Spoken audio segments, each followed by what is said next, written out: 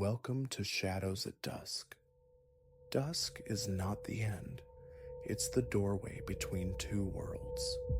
A place where stories slip through, quiet, cold, and true. You've entered that space now, and what follows is meant for you. Stay in the shadow.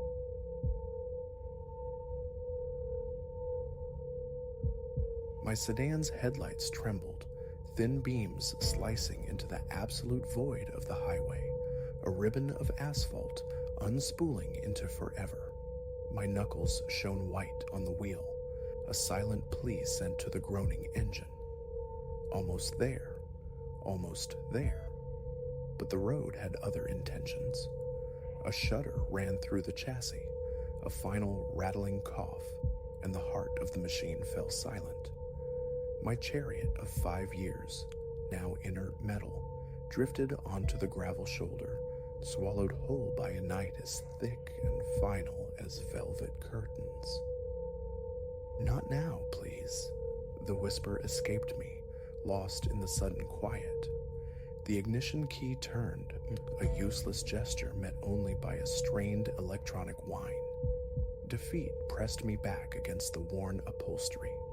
Ilara Vance, 28, adrift on the desolate artery of Route 87. My watch face glowed accusingly. 11:43 p.m. The world outside the windows was an inkwell spill.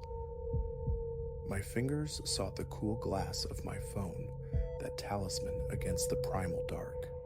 Its screen offered little comfort. A single, wavering bar, fragile as a moth's wing. Still, I punched the emergency digits. A prayer whispered into the ether. A voice, disembodied and fractured by static, emerged. 911, state your emergency. My car, it's dead. Route 87, I managed, forcing the tremor from my words. Alone, it's pitch black. Help? The voice remained level. Specific location. I scanned the impenetrable blackness beyond the windshield. Nothing but night. No landmarks. Past the sign for Oakhaven, maybe 20 minutes back. A pause, filled with crackle. Understood. Patrol car dispatched to your vicinity. Maybe sometime. Remain with your vehicle. Yes, my throat felt like sandpaper. How long? Could be an hour given the stretch. Anyone nearby you can contact? Images flickered. The bare walls of my new apartment. Faces receding in the rearview mirror of my move. No one, I answered. Just me. The call ended, plunging me back into profound silence, a heavy cloak woven from darkness and isolation. Far across the median, the phantom rush of unseen traffic underscored my stillness. I cracked the window, inviting the night's cool breath, thick with the scent of damp earth and unseen vegetation. A symphony of crickets sawed relentlessly, punctuated by the dry whisper of wind through roadside grasses, nature's disquieting lullaby. Then, a bloom of light in the rearview mirror. Twin stars grew rapidly brighter. My pulse quickened. Rescue already? But as the vehicle drew level, slowing, its silhouette resolved not into the crisp lines of a cruiser, but the hulking shape of an old pickup. It crept past, ponderously slow, its windows dark, impenetrable shields. A chill traced my spine, despite the logic whispering caution. Concern? Just checking. I told myself, my voice thin in the confined space. Someone seeing if I need help. Yet it didn't pause, didn't hesitate, simply rolled on, its taillights shrinking to twin embers before vanishing entirely. The tension released from my shoulders in a sigh I hadn't known was captive.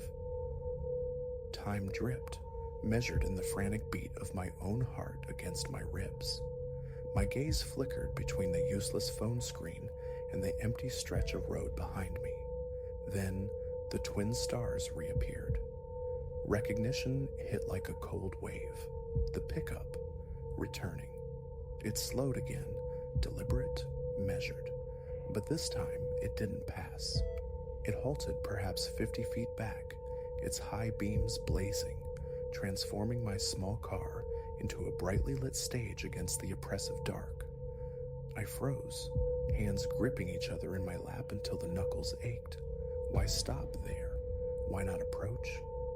The silence stretched, taut and humming with unspoken questions.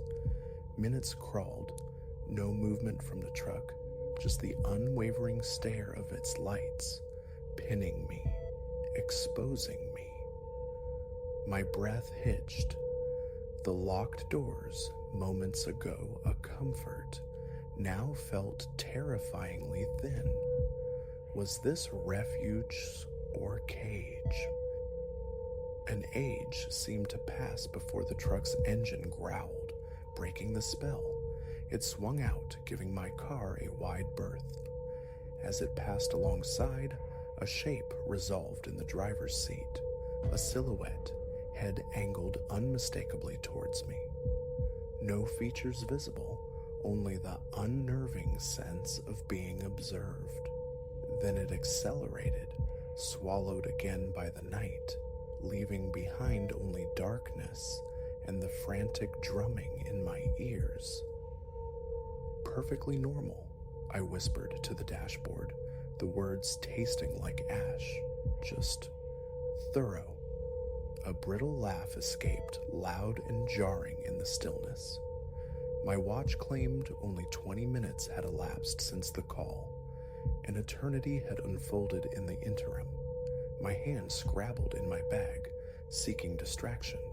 Crumpled receipts, a stray lip balm.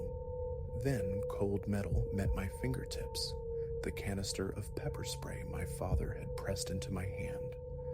Just in case, I drew it out, its weight a small, grim comfort. Suddenly, a familiar hum vibrated through the night air. Headlights flared once more in the mirror, banishing the brief reprieve. Dread coiled tight in my stomach. Not the police, him. The pickup. This time, it didn't hesitate, didn't keep its distance. It rolled up close, tailgating my dead car, its grills looming large. The headlights flooded the interior, blinding me, erasing shadows, leaving nowhere to hide.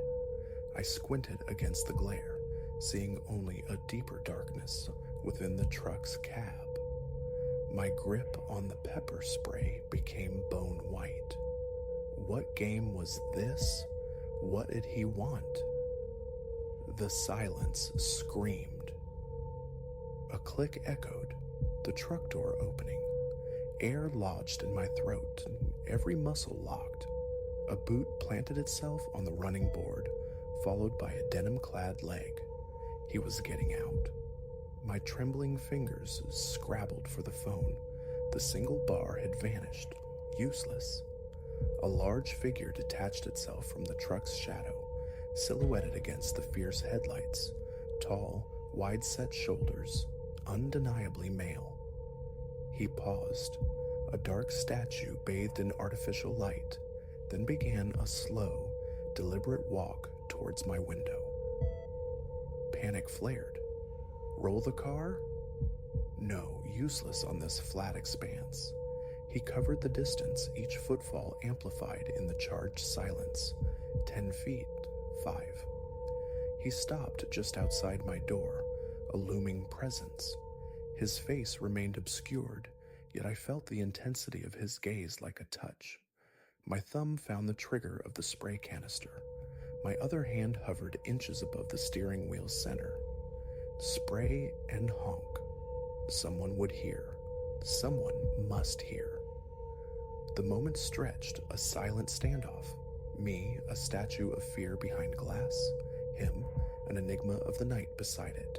He didn't speak, didn't move, simply waited.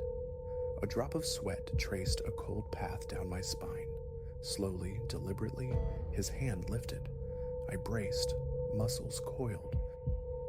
Two sharp, distinct raps sounded against the glass. "You all right in there, miss?" The voice, when it came, was unexpectedly ordinary. Rough, yes, like gravel tumbling, but devoid of overt menace. I blinked, the sudden normalcy disorienting. Yes, I stammered, my voice amplified strangely against the window. Car died, waiting for help. He nodded, taking half a step back, allowing the light to reveal him more clearly. Older, 60s perhaps, face etched with the map of years and miles, a worn cap pulled low. "Saw you parked up," he stated simply. "Figured I'd swing back. Can be dicey out here by your lonesome." The adrenaline tide began its slow retreat, leaving behind a residue of foolishness. Had I conjured demons from shadows? Was this just kindness? "Thank you," I offered, the smile tentative. "Police are on their way." Another nod. "Good. I'll hang back till they show if you don't mind. Best not leave you solo." Even as he spoke, new lights painted the distant horizon, approaching fast, crowned by the unmistakable pulse of emergency blues and reds, salvation. The man glanced towards the approaching cruiser, then back at me. "There's your cavalry. Stay safe now." He turned, ambled back to his idling truck. As the patrol car slid to a halt beside me, its official presence a sudden, solid reality, the pickup rumbled away, melting back into the darkness from which it came. The window hummed down as the uniformed officer approached. "Ilara Vance?" His voice was calm, professional. "Yes," I breathed, relief flooding through me, potent and clean. "Thank God." While the officer radioed for a tow, my gaze drifted down the highway, searching the empty darkness where the pickup had vanished. Had fear simply painted horns on a helpful stranger? Perhaps. Yet recalling the circling presence, that unnerving stillness behind those blinding lights, a thread of disquiet remained stubbornly woven into the fabric of the night. The man's true intentions, simple concern, or something shadowed, would remain forever ambiguous, lost to the vast indifference of the highway. Of this, though, I was certain, though interstate's lonely stretches would forever hold a different, colder resonance. Settling into the relative safety of the patrol car's back seat to await the tow, I resolved to have the sedan thoroughly inspected, and perhaps, just perhaps, to give that city job offer a second thought. The prospect of gridlock suddenly seemed a comforting embrace.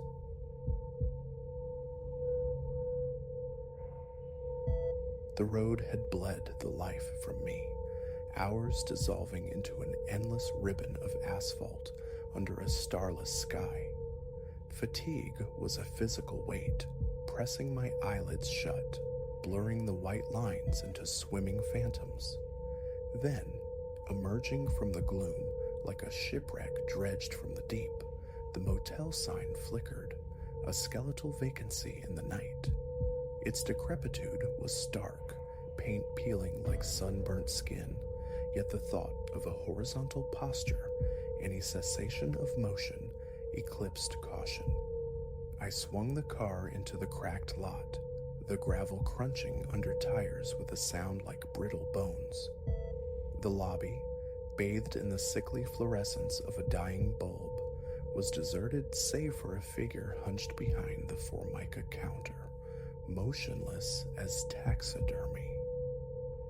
He offered no greeting, this custodian of weary travelers. His eyes, when they flickered up, were flat, devoid of curiosity.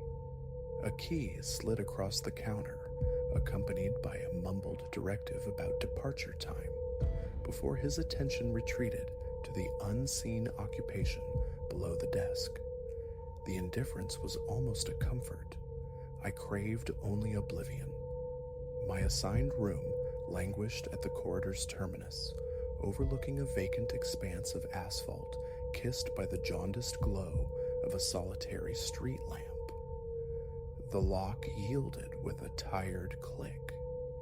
Inside, bolt slid home. Sanctuary, however temporary. The room exhaled stale air, a blend of industrial cleaner and something older, dustier. A bed slumped against one wall, a scarred dresser opposite, a television bolted high like an impassive observer. Wallpaper curled away at the seams, revealing glimpses of darker strata beneath. It was shelter, nothing more. My duffel hit the threadbare carpet with a muffled thud. Shoes kicked off. I stood for a moment, inhaling the stillness, letting the engine's thrum finally fade from my bones. A film of travel grime clung to my skin. The bathroom beckoned. Its light stuttered, buzzed, then flared reluctantly, illuminating chipped porcelain and water-stained tiles. I twisted the chrome tap, the pipes groaning in protest as water hissed into the tub. And then, my gaze snagged. Beside the sink, low on the wall, a perfect circle breached the plaster, no bigger than a coin, drilled with unnerving precision. It seemed to penetrate clean through. Leaning closer, I peered into the small darkness. An artifact of careless renovation? A forgotten fixture point? Perhaps. Yet its deliberate neatness felt wrong, a purposeful flaw in the room's weary fabric. A prickle of disquiet traced my spine. Shaking it off, I tore a wad of tissue from the dispenser, crumpled it tight, and plugged the aperture. A flimsy, inadequate seal, but it covered the void. The shower was scalding and brief, the unease I'd tried to dismiss now coiling in my stomach. Back in the main room, dressed but not relaxed, I sought refuge in distraction. The television flickered to life, casting dancing shadows. I surfed through meaningless static and dated sitcoms, but my focus remained tethered to the bathroom door, to the plugged hole behind it. My imagination conjured watchers, unseen eyes. A sound, soft, hesitant, a tap-tap from the bathroom wall. I went rigid, the laugh track on the television suddenly obscene. Blood hammered in my ears. It was faint, barely there, easily mistaken for the building's settling, the plumbing's ghosts. Silence returned, thick and watchful. Minutes stretched. Just nerves, I told myself. the highway's hypnosis lingering, an old building groaning. I forced a breath, trying to dissolve the tension knotting my shoulders. Tap, tap, tap. Louder this time, definitive. A cold wave washed over me. Against all instinct, propelled by a morbid curiosity, I rose. The floorboards creaked beneath my weight. I eased the bathroom door open. The air hung still. The light buzzed. And the tissue, the small white plug I jammed into the wall, was gone. My breath hitched, pulled through, from the other side. A vacuum bloomed in my mind, then filled with frantic, pounding fear. My hands trembled as I ripped another clump of tissue, larger this time, stuffing it violently into the hole, pressing until my fingers ached. I retreated, heart hammering against my ribs, whispering reassurances that sounded hollow even to myself. Someone was there, listening, watching. Back on the edge of the bed, the television droned unnoticed. My gaze was locked on the bathroom door, waiting. Then a new sound, faint, insistent scratching. Scritch, scratch, like fingernails dragged lightly across plaster. Bile rose in my throat. Don't look. But the not knowing was worse. Again I forced myself up and moved towards the door, a puppet pulled by unseen strings. I pushed it open, looked. The tissue was gone again. My stomach plummeted. Leaning forward, I pressed my ear flat against the cool, slightly damp wall. Silence. Utter, profound silence from the adjoining room. I backed away, a tremor running through me. I pulled the bathroom door shut, turned the flimsy lock, then returned to the bed, a prisoner in my own rented space. It's nothing. A draft, an animal, lies. Every creak of the building, every distant car, every hum of the ancient air conditioner became magnified, imbued with menace.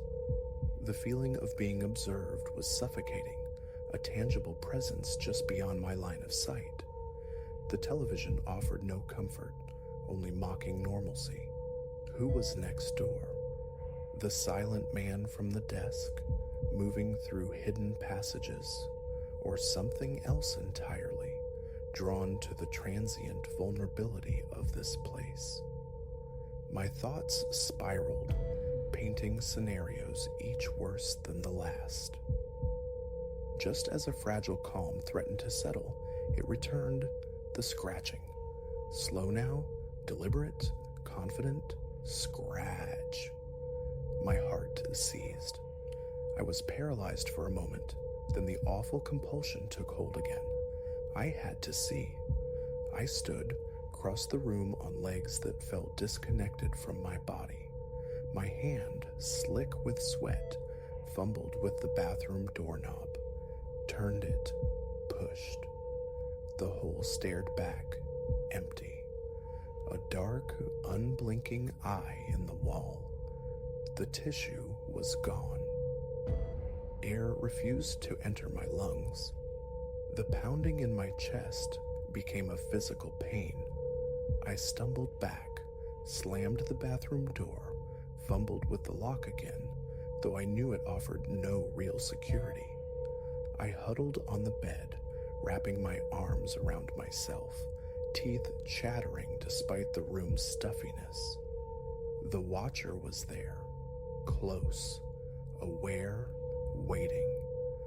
Would they try the door? Would something emerge from that small, dark void? I was prey, cornered and exposed.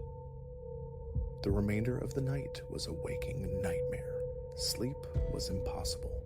I sat rigid, eyes fixed on the bathroom door, every nerve frayed, jumping at shadows, at the groan of pipes, at the wind sighing outside, trapped, alone, with the certainty of unseen malevolence inches away. The first hint of gray dawn filtering through the grimy window pane was a reprieve. I didn't think. I reacted. Bag snatched, shoes jammed on, I fled. The lock clicked open. The hallway stretched ahead, blessedly empty. I didn't glance towards the lobby, didn't slow my pace until I was back in my car, key fumbling in the ignition, hands shaking uncontrollably. The tires spat gravel as I peeled out of the lot, engine roaring in the quiet morning. I drove without looking back, pushing the speedometer needle higher, putting miles between myself and that place. Only when the sun was fully risen, painting the sky in hopeful colors that felt like a lie, did my breathing begin to even out. But the feeling lingers, a cold residue deep inside, the sense of being watched. I avoid roadside motels now, their promise of rest forever tainted, because I know with chilling certainty that whatever resided in the room beside mine, whatever watched through that meticulously drilled hole, is still there, waiting. And I wonder, with a dread that settles cold and heavy in my gut, what might have happened if I hadn't fled with the dawn, if they had decided to do more than just watch.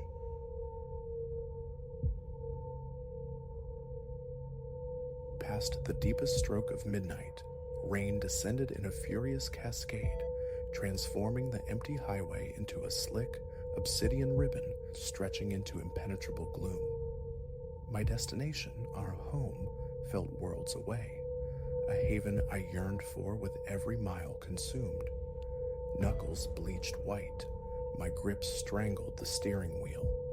Visibility dissolved barely 10 feet beyond the hood. The wipers, frantic metronomes, fought a losing battle against the deluge. Lightning fractured the sky intermittently, brief, stark illuminations, swallowed instantly by the oppressive dark, leaving only the feeble cone of my headlamps pushing against the void.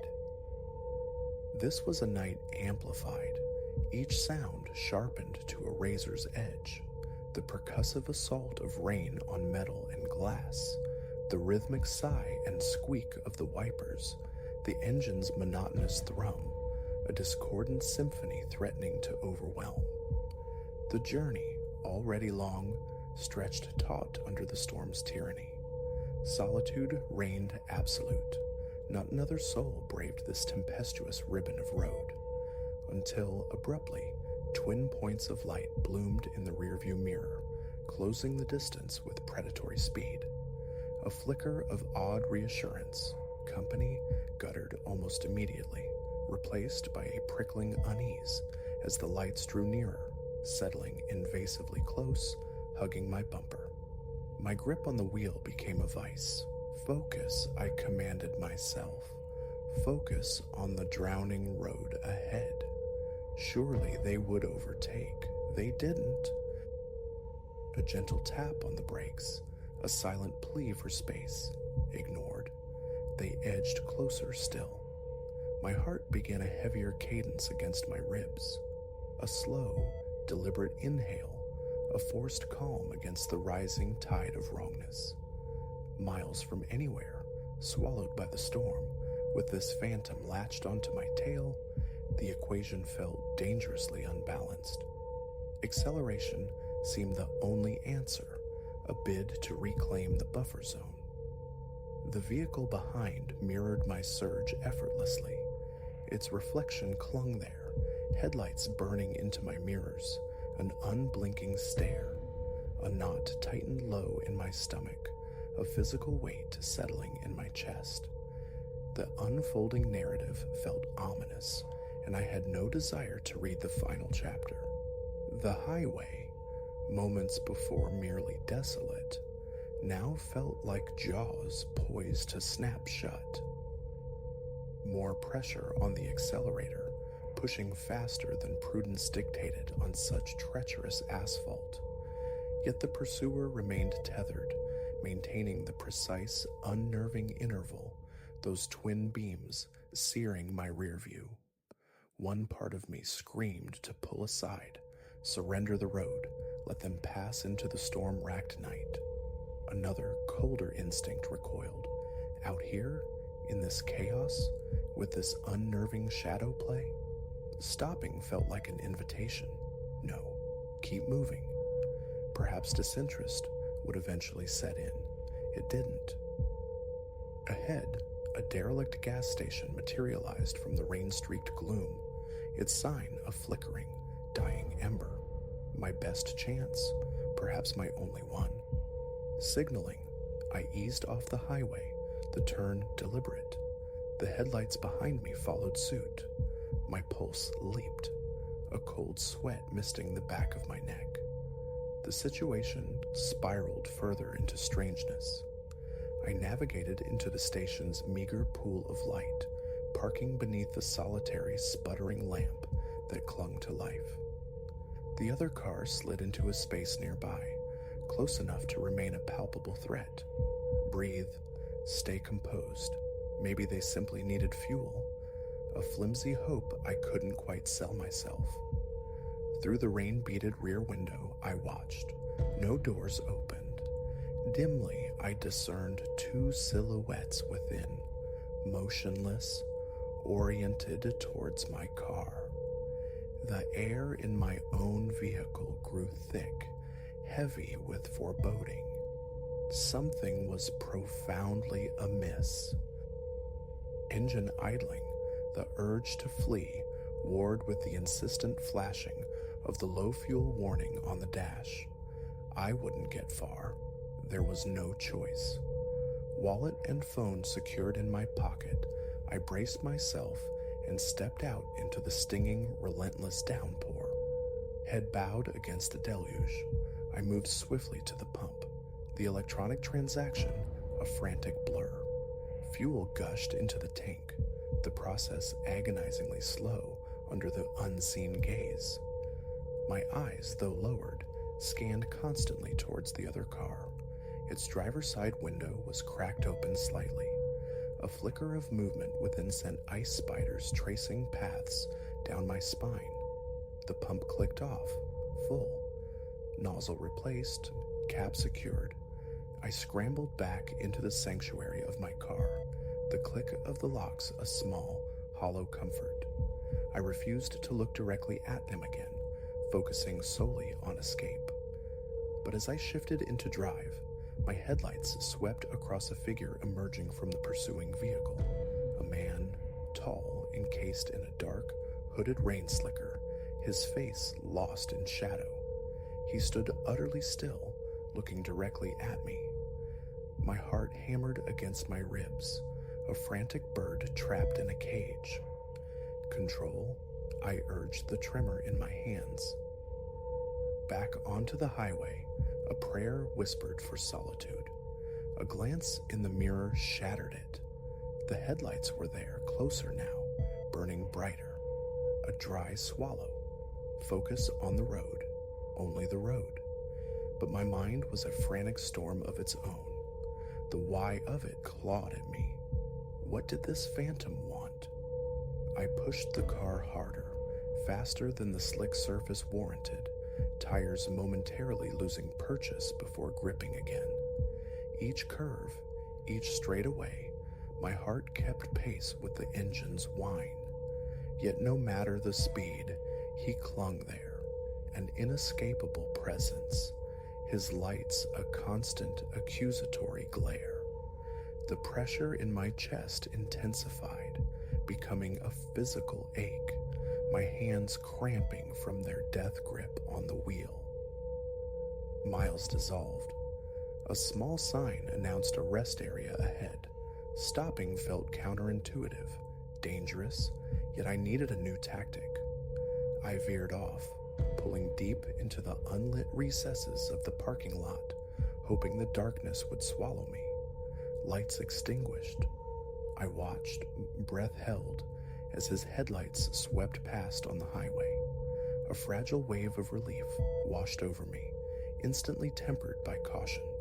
I waited, counting the seconds before easing back onto the road, praying he had moved on.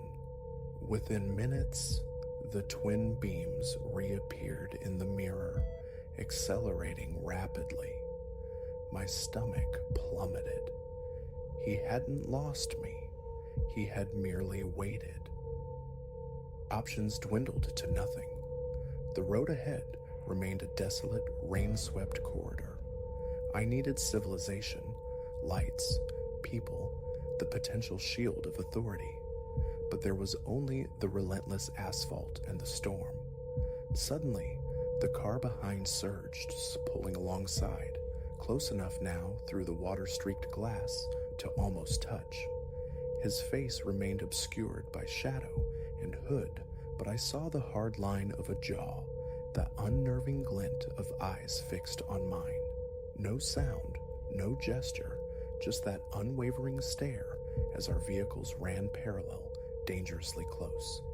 Eyes forward, I commanded myself, pulse drumming a deafening rhythm in my ears. Ignore him. Maybe he'll tire of the game. He didn't. He swerved sharply back behind me, then unleashed his high beams, flooding my car, my mirrors, my eyes with blinding, disorienting light. Nausea twisted in my gut. Keep driving. Just keep driving. Then, salvation, or the promise of it.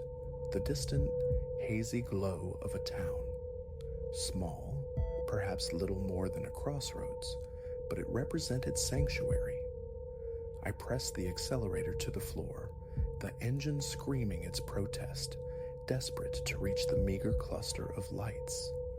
But just as the first buildings began to take shape, he accelerated past me, cutting sharply in front, blocking the road entirely. Brakes slammed, tears hissed on the wet pavement, skidding me to a halt mere feet from his bumper. My heart felt ready to burst. He sat there, engine idling, car positioned as an impassable barrier, headlights pinning me like an insect, trapped. The weight of his unseen gaze, the suffocating fear coiling in my spine. What did he want? The answer felt terrifyingly close. Doors locked, a phone clutched uselessly. No signal here. Only the ceaseless drumming of rain on the roof punctuated the standoff. Options extinguished, caught between the storm and this silent, menacing stranger. After an eternity measured in heartbeats, his car began to move, pulling slowly, deliberately to the shoulder, clearing my path. No hesitation. I wrenched the wheel, accelerating past him, throat tight, refusing the urge to look back. Onward, into the halo of the town lights, the crushing tension beginning, finally, to recede. But a final, chilling glance in the rearview mirror confirmed it. His headlights, distant now, but undeniably still there, following. He had released me for now, but the pursuit wasn't truly over. The nightmare lingered, a shadow stretching long behind me on the rain-slicked road.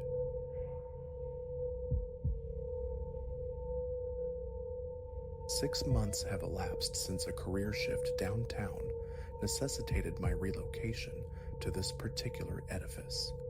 Its architecture speaks of bygone eras, a structure exceeding a century in age, all thick partitions and shadowed recesses where dust settles like fine gray snow. Dominating the lobby's heart sits the lift, a contraption requiring manual operation of its inner lattice gate. A metallic web slid open and shut by hand. The outer doors, hefty slabs of wood and metal, protest with resonant creaks.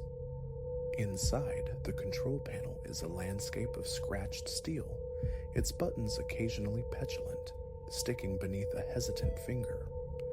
From the outset, its state of wear was apparent, a patina of age and use. Initial anxieties were muted. I'd encountered venerable lifts elsewhere, most performing their duties adequately.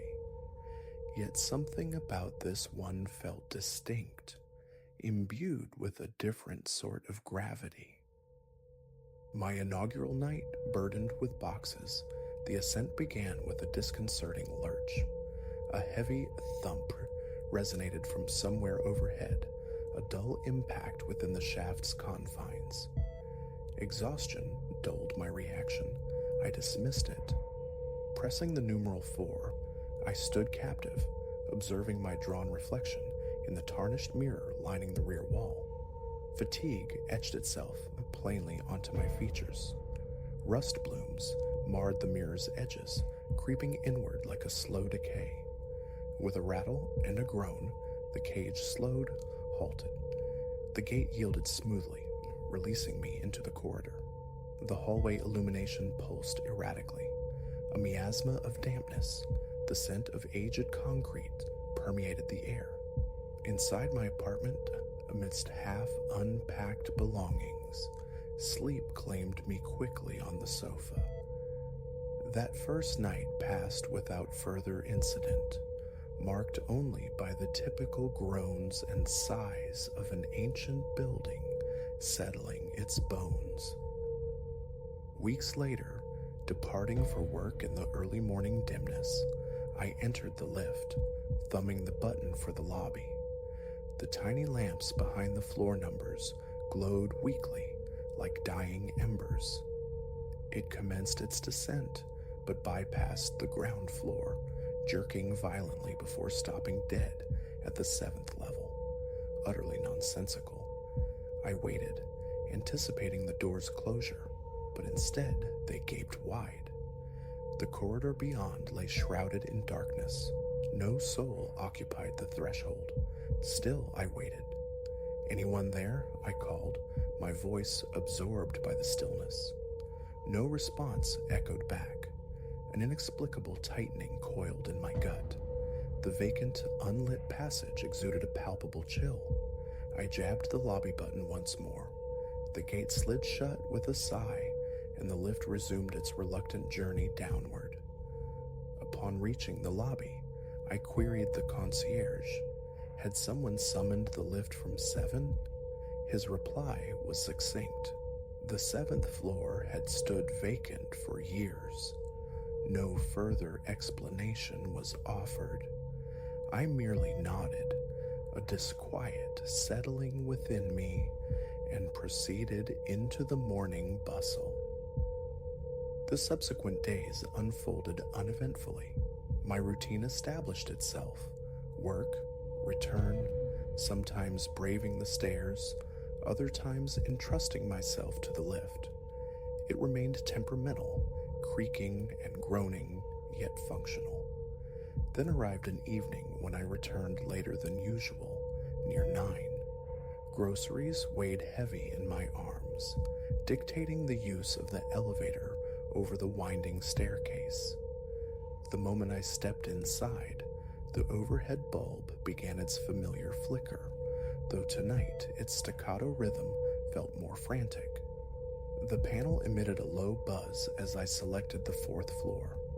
The gate clanged shut. We ascended. Scarcely a second passed before an abrupt halt at the 6th floor. The doors parted. Again the hallway lights were extinguished. Peering out, I saw only void, heard only silence. No one entered. The doors resealed themselves. The lift then embarked on a bizarre dance. Up one level, down, then up again, stuttering as if caught in profound mechanical indecision. The motion grew rough, jarring. My heart hammered against my ribs, seized by the sudden fear of imminent failure, of being trapped. At last, mercifully, it reached the 4th floor. The doors opened. I scrambled out, noting the corridor lights were also partially dimmed. Fumbling my way to my apartment, I secured the lock, dropped the groceries. Sweat slicked my palms, my legs trembled slightly. Deep breaths, slow exhales. I sought calm, attributing the episode to mere mechanical faults. 2 weeks hence, returning from work around 8 in the evening, haste propelled me towards the lift once more. As the doors slid open, I found the interior plunged into near darkness. Only the faint luminescence from the control panel's single active bulb offered any visibility, barely illuminating the floor and the spectral gleam of the mirror. It felt sepulchral. I stepped across the threshold, pulling the gate closed behind me.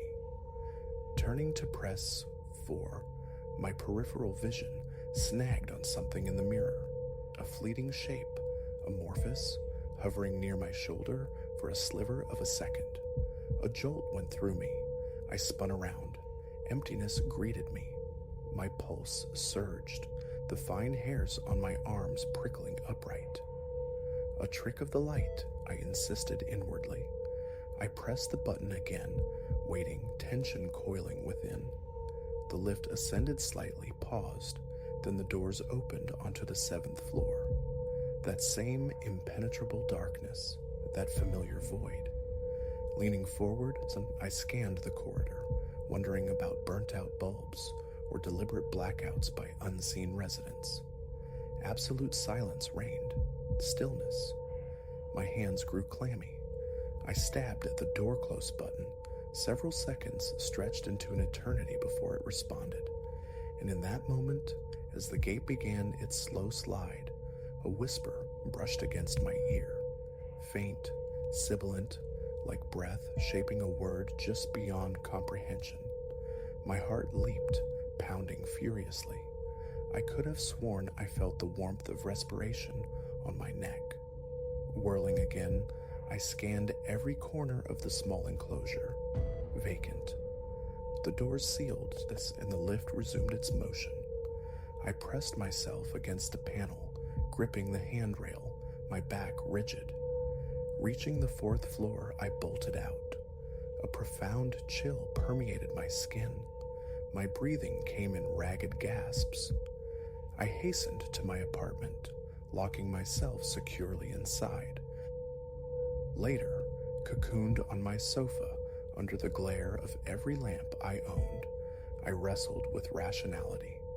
The whisper, perhaps the hiss of aging hydraulics. The shape in the mirror, a distorted reflection of the flickering corridor light. Yet the visceral wrongness lingered. My hands remained unsteady. Phantom noises seemed to drift from the hallway. Driven by unease, I turned to the internet, seeking the building's history, delving into digitized newspaper archives. A brief article decades old surfaced. It spoke elliptically of a grave incident involving the lift, a malfunction concerning the protective gate. Details were scant, but the implication was clear. Someone had been severely injured due to the elevator's failure. The management of that era faced fines for negligence, nothing more. Shutting the laptop, I courted sleep, but the memory of that whisper echoed relentlessly in the quiet corners of my mind. For a time, I became a creature of the stairs. 4 flights, climbed daily, left my legs protesting, but the exertion felt preferable to the unnerving embrace of the lift. One evening, however, cleaning equipment obstructed the stairwell, mops, buckets, a wet floor sign barring passage. A maintenance worker was diligently swabbing the steps. Resigned, I opted for the elevator. It was nearly midnight. Exhaustion weighed heavily after a protracted workday. Stepping inside, I pressed my floor number, fixing my gaze resolutely on the floor tiles. The lift quivered, then began its ascent.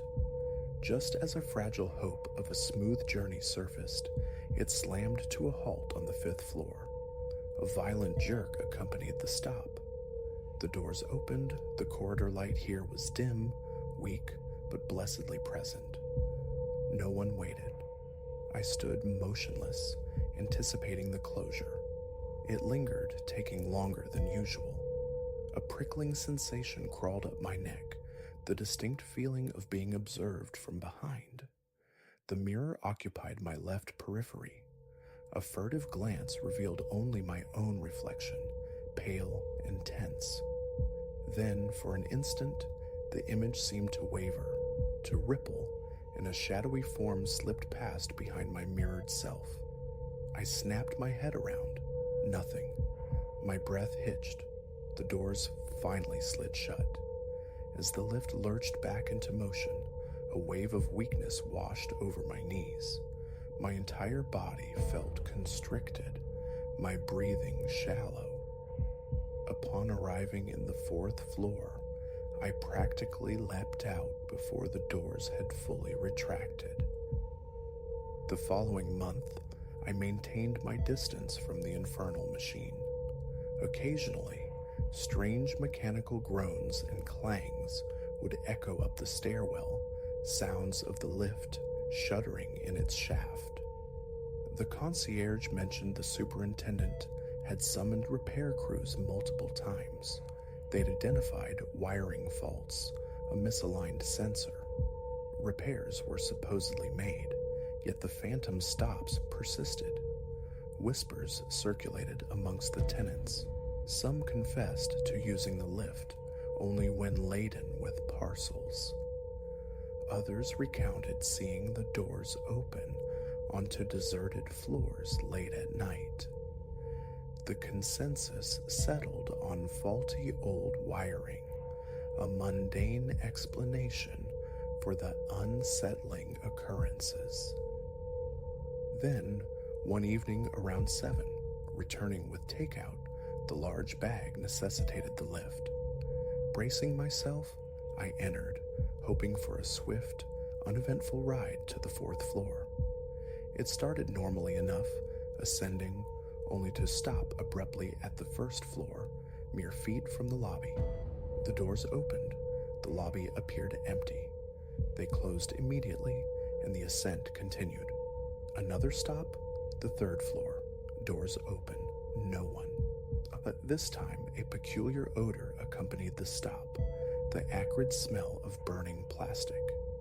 The overhead light flickered violently. The mirror seemed to distort at its edges. The doors closed with agonizing slowness. The lift resumed its climb. My pulse hammered a frantic rhythm against my ribs. I clung to the railing. The next stop, inevitably, was the 7th floor. I exhaled sharply, a plume of frustrated air. The corridor, as always, was a lightless maw. The doors remained open. Setting my food bag on the floor, I leaned out cautiously. Stillness, no light, no movement. Then a faint noise reached me, a scratching sound emanating from somewhere deep within the darkened hallway. I strained to pinpoint its origin, but it remained elusive. Suddenly, the elevator's emergency buzzer shrieked, the piercing alarm meant to signal distress or a call for help. I hadn't touched it. I jumped back, nearly losing my balance. My heart pounded like a drum against my sternum. The buzzer blared for 5 agonizing seconds, then ceased as abruptly as it began. The doors slid shut of their own accord. The lift dipped slightly, a momentary loss of power that sent a fresh wave of panic through me. It caught itself, then descended smoothly to the 4th floor, opening its doors. Snatching my takeout, I bolted, fumbling frantically with my key at the apartment door, my hands shaking too violently to easily find the lock. Inside, the food sat forgotten on the counter as I leaned against the wall, the frantic thudding in my ears drowning out all else. Adrenaline surged, the primal instinct of flight overriding hunger. I didn't want to eat. I wanted only stillness, quiet, a return to normalcy. The television flickered on, a desperate bid for background noise. The buzzer? Why had it rung? Not a short circuit, surely. Its sudden onset and cessation felt too deliberate, too punctuated. This spurred a renewed effort to uncover more about the decades-old accident. I sought out one of the building's long-term residents, a gray-haired tenant who had witnessed its history unfold. He confirmed the incident, a gate malfunction, someone trapped between floors for a harrowing duration. The injuries, he stated, were severe. Rumor held that the individual never truly recovered. Some neighbors whispered that something of that trauma, perhaps the person themselves, lingered within the elevator's confines. Had he experienced the strange stops, the random openings? He simply nodded, his expression weary. "That lift's never been right," he murmured, "not for decades." He offered no further details, turning and walking away, leaving me with a heavier sense of dread. That conversation cemented my unease.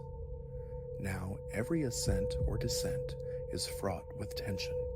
My muscles clench involuntarily. My heart rate quickens. I consciously avoid the mirror, yet its vast reflective surface dominates the space, inevitably drawing my gaze. Fleeting movements shimmer at the edge of my vision, reflections that don't quite synchronize with my own.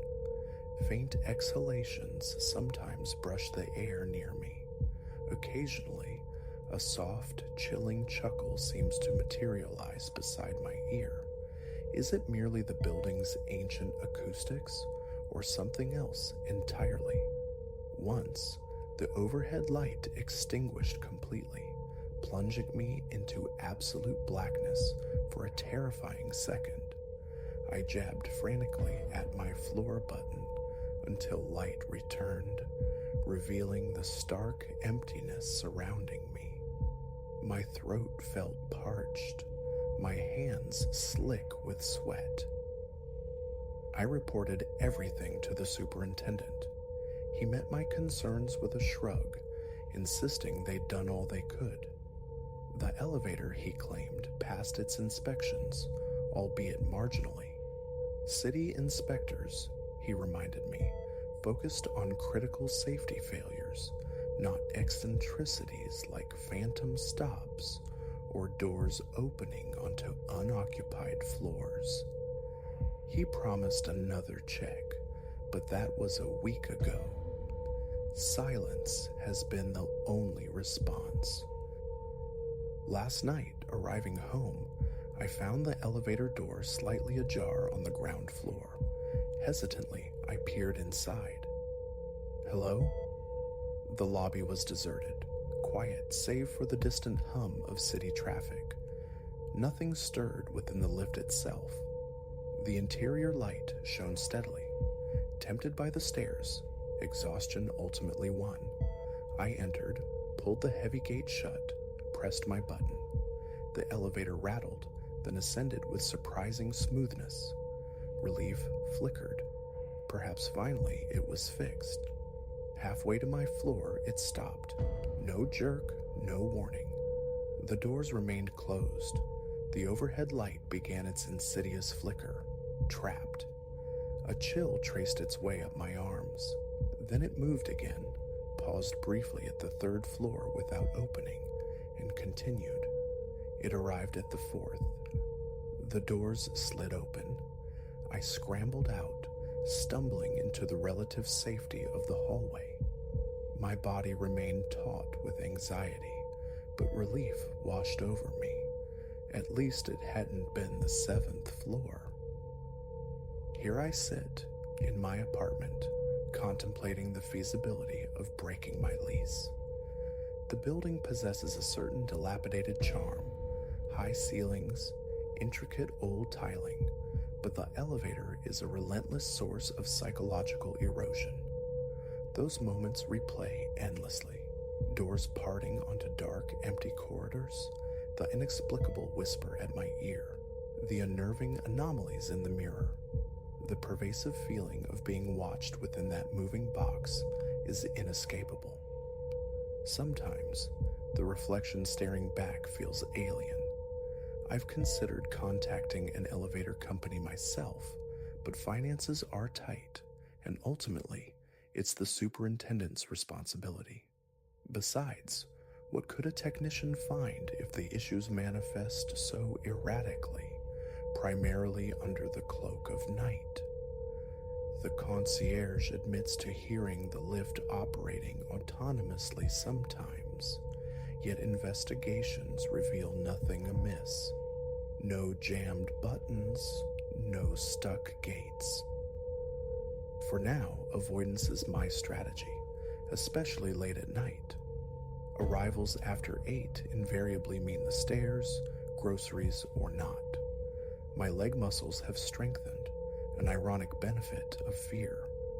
When necessity forces me into its clutches, I keep my gaze fixed forward or shut my eyes entirely. I select my floor and ignore the mirror's silent invitation.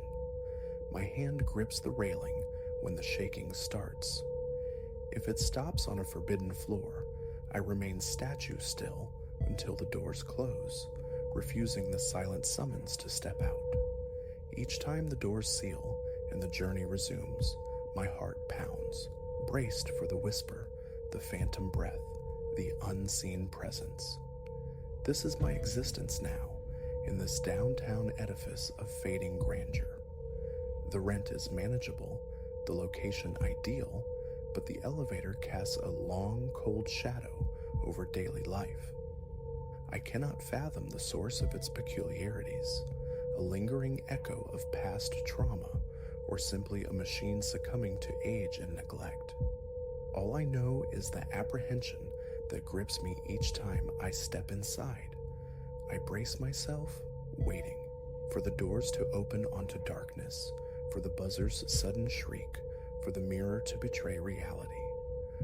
Night after night, the same ritual of fear unfolds in this place I once dismissed as merely historic, merely wired imperfectly.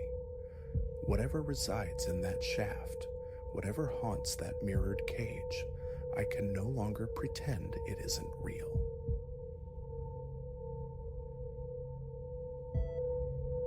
Their eyes held me first, burning coals of conviction, a fierce, almost ecstatic light that prickled the hairs on my neck. 10 years patrolling this wilderness as Ranger Elias Thorne, and I'd seen my share of strangeness huddled around campfires. But this collective gaze felt different, alien, synchronized. They moved like dancers in a silent, urgent ballet, a community bound by unseen threads. Stumbling upon their hidden enclave was the beginning, the quiet prelude to a symphony of fear that would strain the very fibers of my being. It should have been just another end-of-day sweep. The sun bled across the serrated peaks, washing the sky in strokes of molten orange and bruised violet.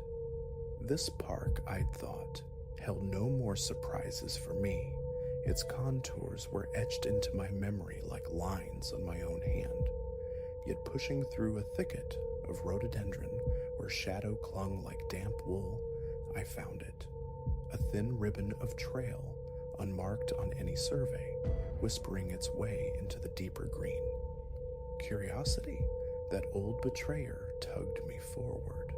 Perhaps a game path, long overlooked? The track coiled deeper, snaking through ancient woods, paradoxically growing clearer, more purposeful with every step. A mile in, maybe more, the forest's familiar hush fractured. Voices murmured, metal chimed against metal, a low thrumming vibrated through the soles of my boots. Sounds utterly dissonant in this protected sanctuary. My pace slowed, breath held captive, boots seeking silent purchase on the mossy earth. Where the trees grudgingly parted, the sight defied reason. A clearing, scooped out of the wilderness, cradled a compound so cleverly nestled into the terrain's folds, it remained invisible until practically breached. Structures rose haphazardly, cobbled together from salvaged timber and rusted sheeting. Figures moved between them, tending rows of crops, hauling bundles, practicing maneuvers with what looked disturbingly like weaponry. My heart hammered against my ribs as I slid behind the rough bark of a towering pine.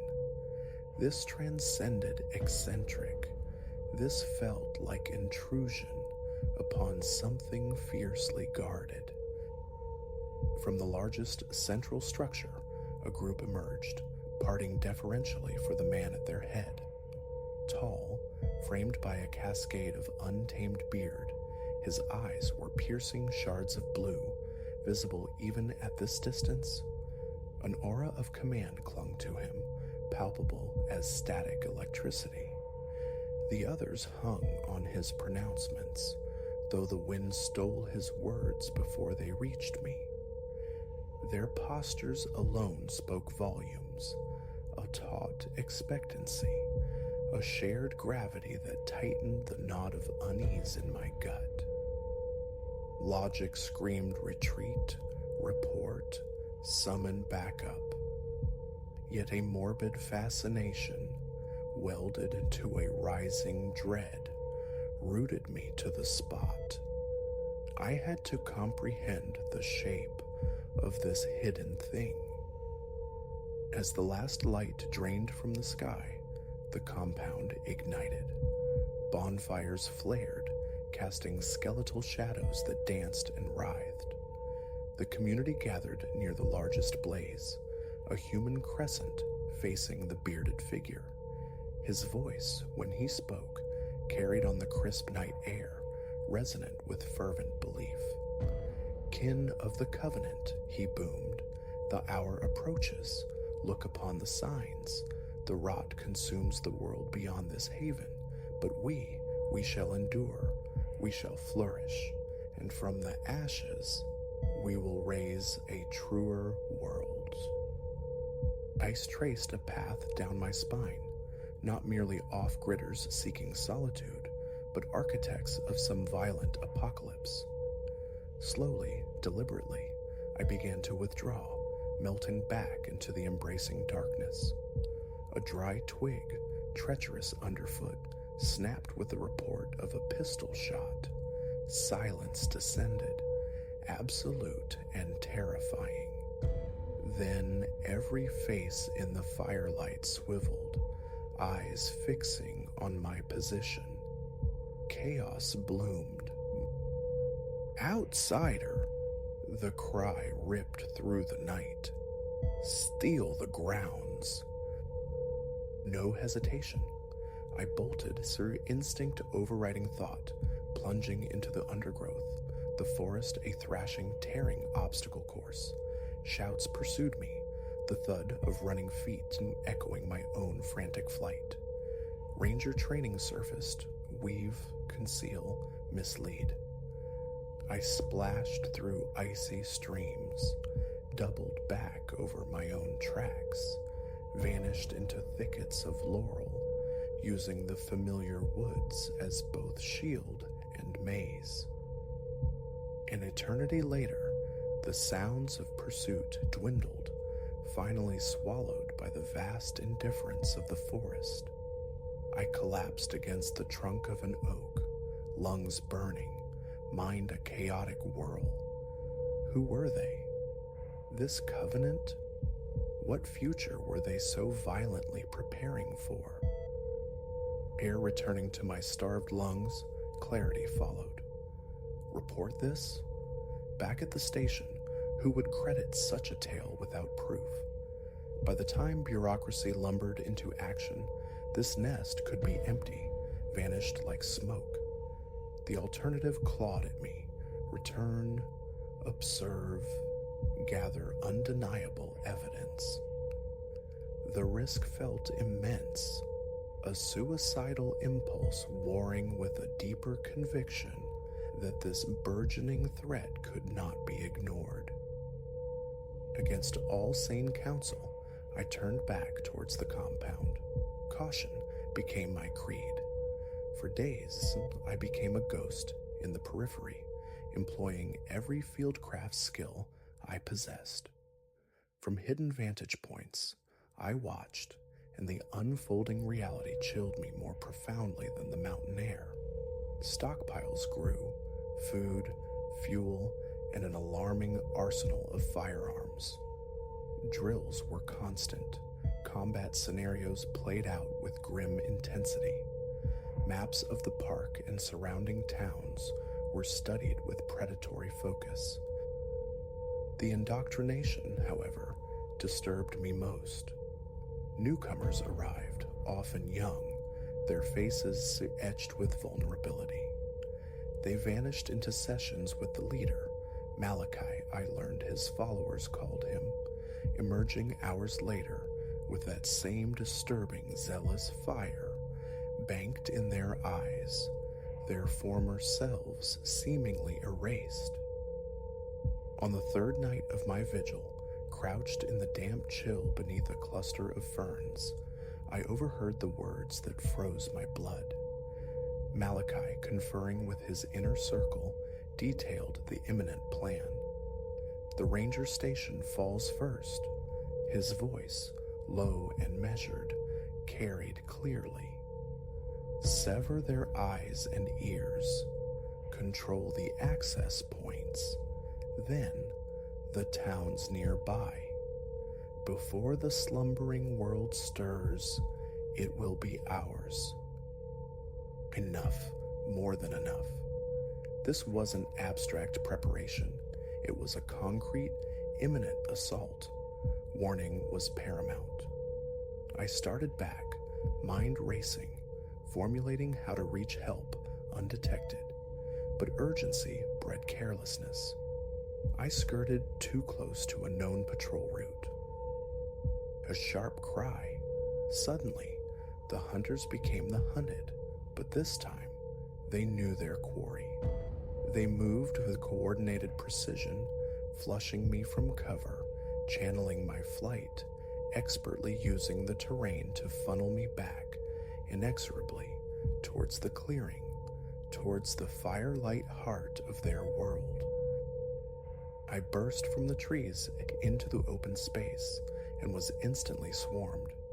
Hands, rough and insistent, seized me, stripped me of my service weapon, forced me down onto my knees in the dirt. Malachi approached, his stride unhurried, those arctic blue eyes glinting, reflecting the hungry flames. "Well, now," he murmured, the sound smooth, almost gentle, yet laced with menace. Our persistent ranger returns for a closer look. Your tenacity is noteworthy. Few could have evaded my sentinels for so long. Defiance, brittle but present, straightened my spine. You won't succeed. They'll come looking for me. A low chuckle rumbled in his chest. Oh, Elias, I sincerely hope they do. Indeed, your arrival is most opportune. You've just become rather central to our unfolding design. As rough hands hauled me away towards one of the crude buildings, the full, sickening weight of my miscalculation crashed down. I hadn't merely failed to raise the alarm. I had delivered the perfect pawn, a ranger hostage, directly into the hands of this zealot. The following days blurred into a monotonous cycle of confinement and fear. Isolation was near total, broken only by silent guards and periodic visits from Malachi himself. He probed, cajoled, spun elaborate narratives of societal decay and the righteous necessity of his cause, seeking fissures in my resolve, hoping to ignite his brand of faith in me. Yet, even imprisoned, I gleaned fragments. Their network was larger, more insidious than I'd imagined, tendrils reaching into nearby communities, even whispering of sympathizers within local authority.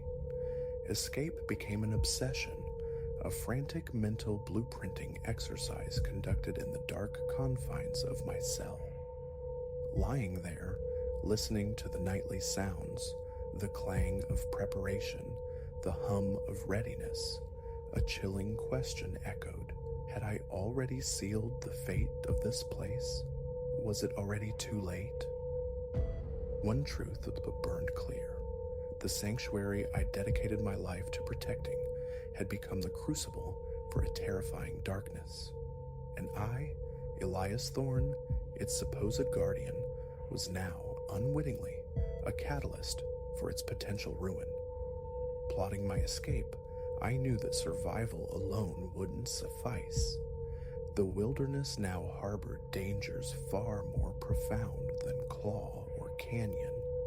It held the reflection of humanity's darkest impulses, armed and poised to shatter the unsuspecting peace.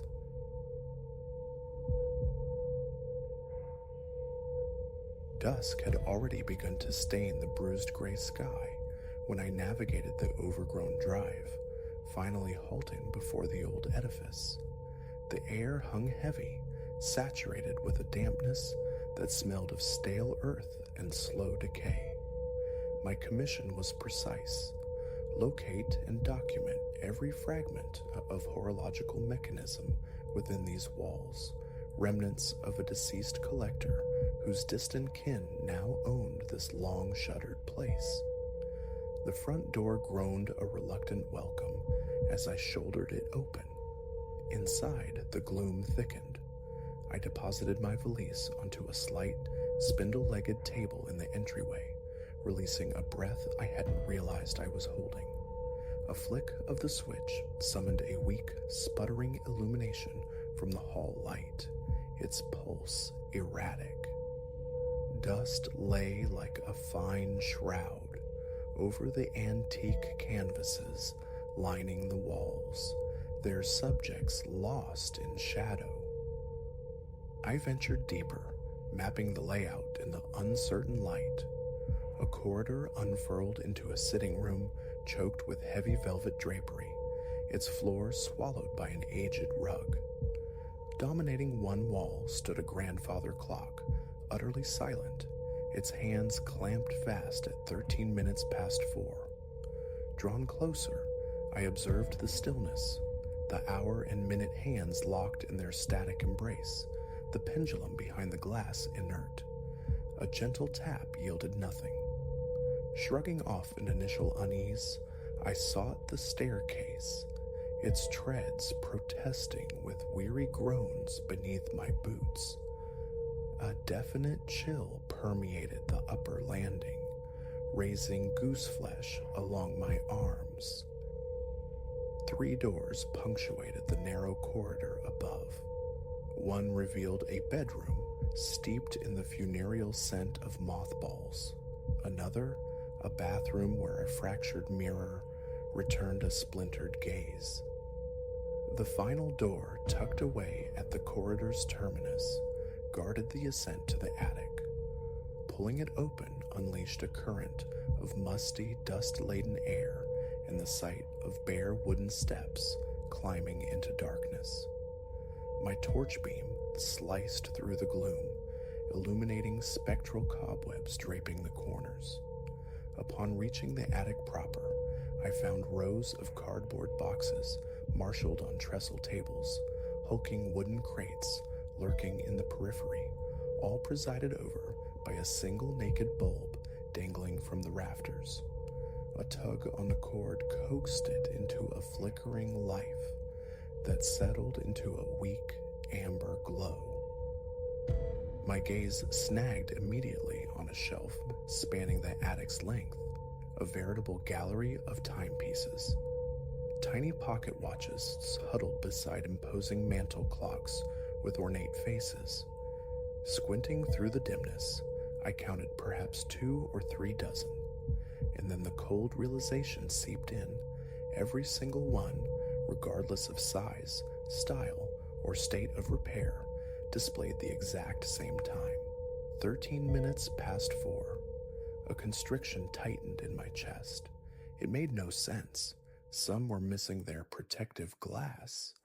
Others bore the bloom of rust. A few lacked hands altogether. Yet every visible indicator pointed resolutely, unnervingly, to 4:13. I lifted a small travel clock, its metal cool against my skin. The second hand had snapped off, but the hour and minute hands remained rigidly fixed.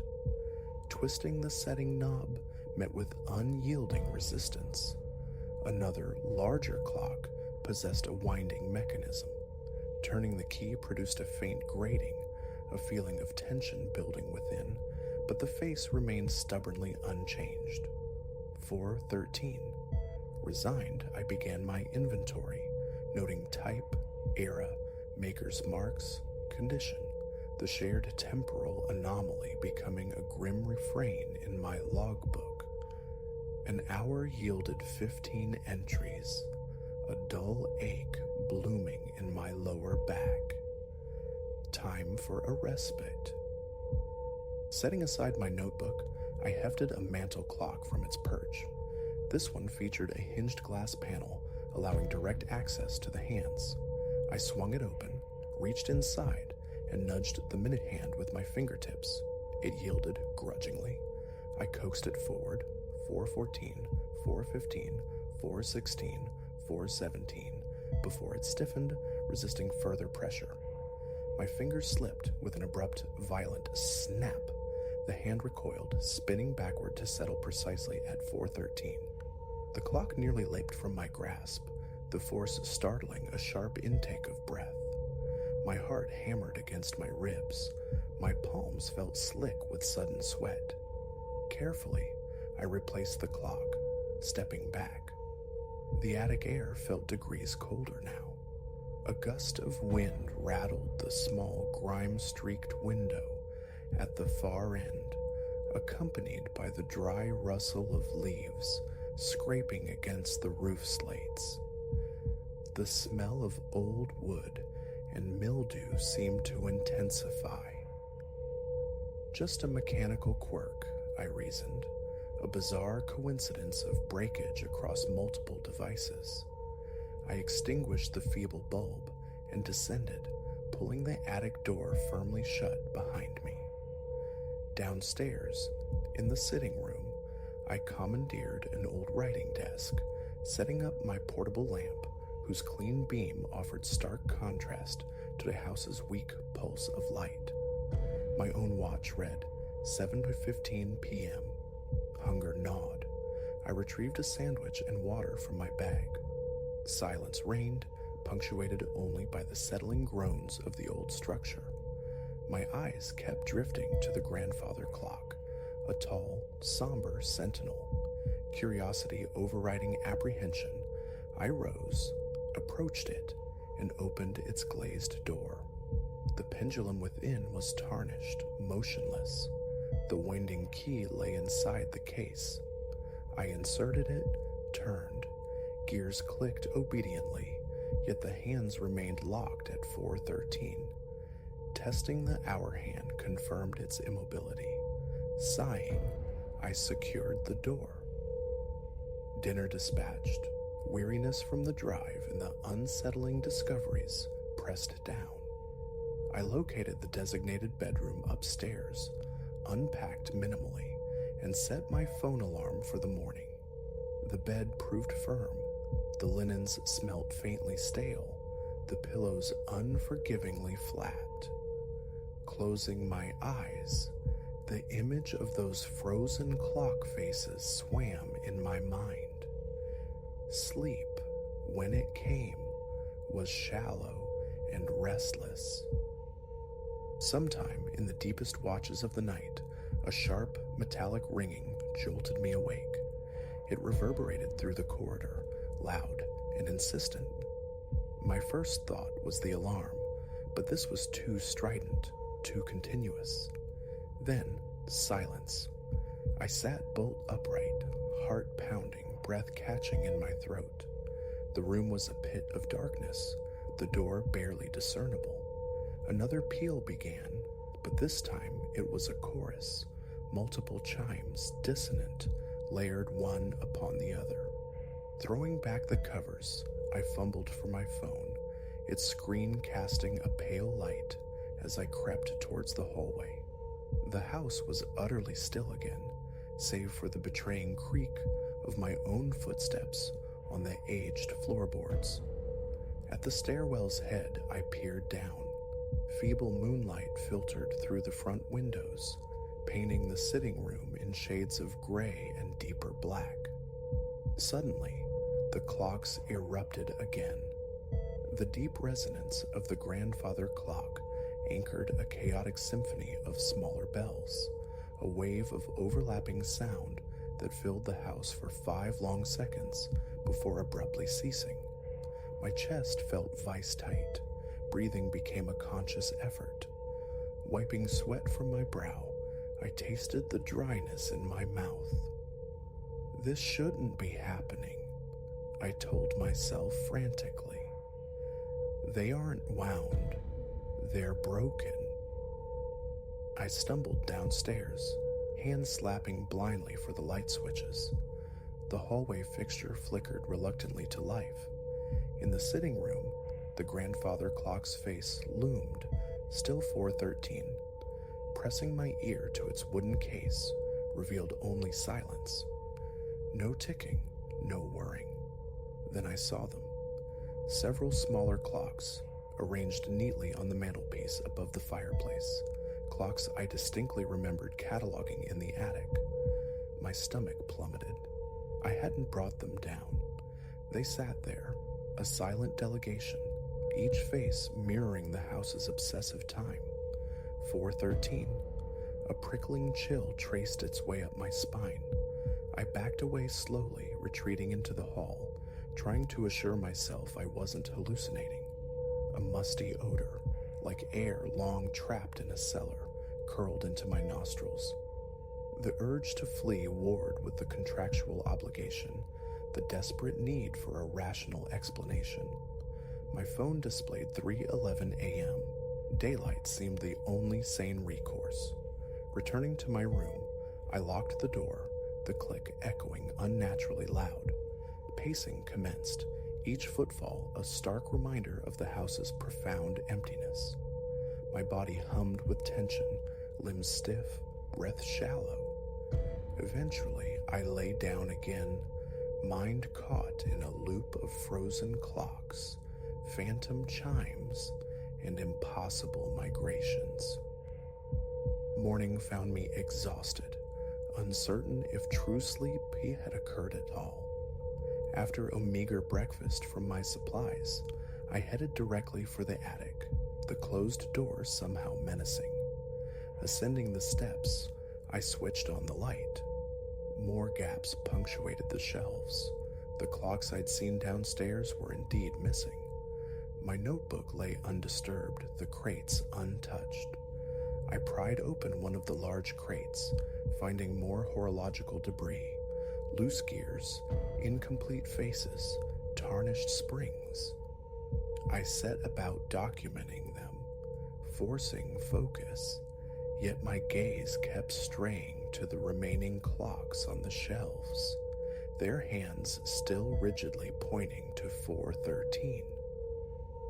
From a box on the floor, I extracted a large, old wooden wall clock with a glass front, its surface emitting the scent of dust and aged varnish. Placing it on a small table, I located the winding aperture on its face. Selecting a key from my toolkit, I inserted it and began to turn. Gears meshed within, clicking softly as tension built. To my astonishment, the second hand trembled, then began a slow, hesitant creep past the 12. A flicker of relief ignited within me. Then, abruptly, it stopped. The minute hand snapped back violently. 4 to 13. My eyes widened as a wave of icy cold washed through me, my scalp prickling. I recoiled, rubbing my face, struggling to regulate my breathing. The remainder of the morning passed in a haze of cataloging crate contents. After a hurried lunch, I made myself try adjusting the clocks once more. Each attempt met the same fate: immovable hands or that jarring recoil to the obsessive hour. Sweat beaded on my forehead. I kept wiping my damp palms on my trousers.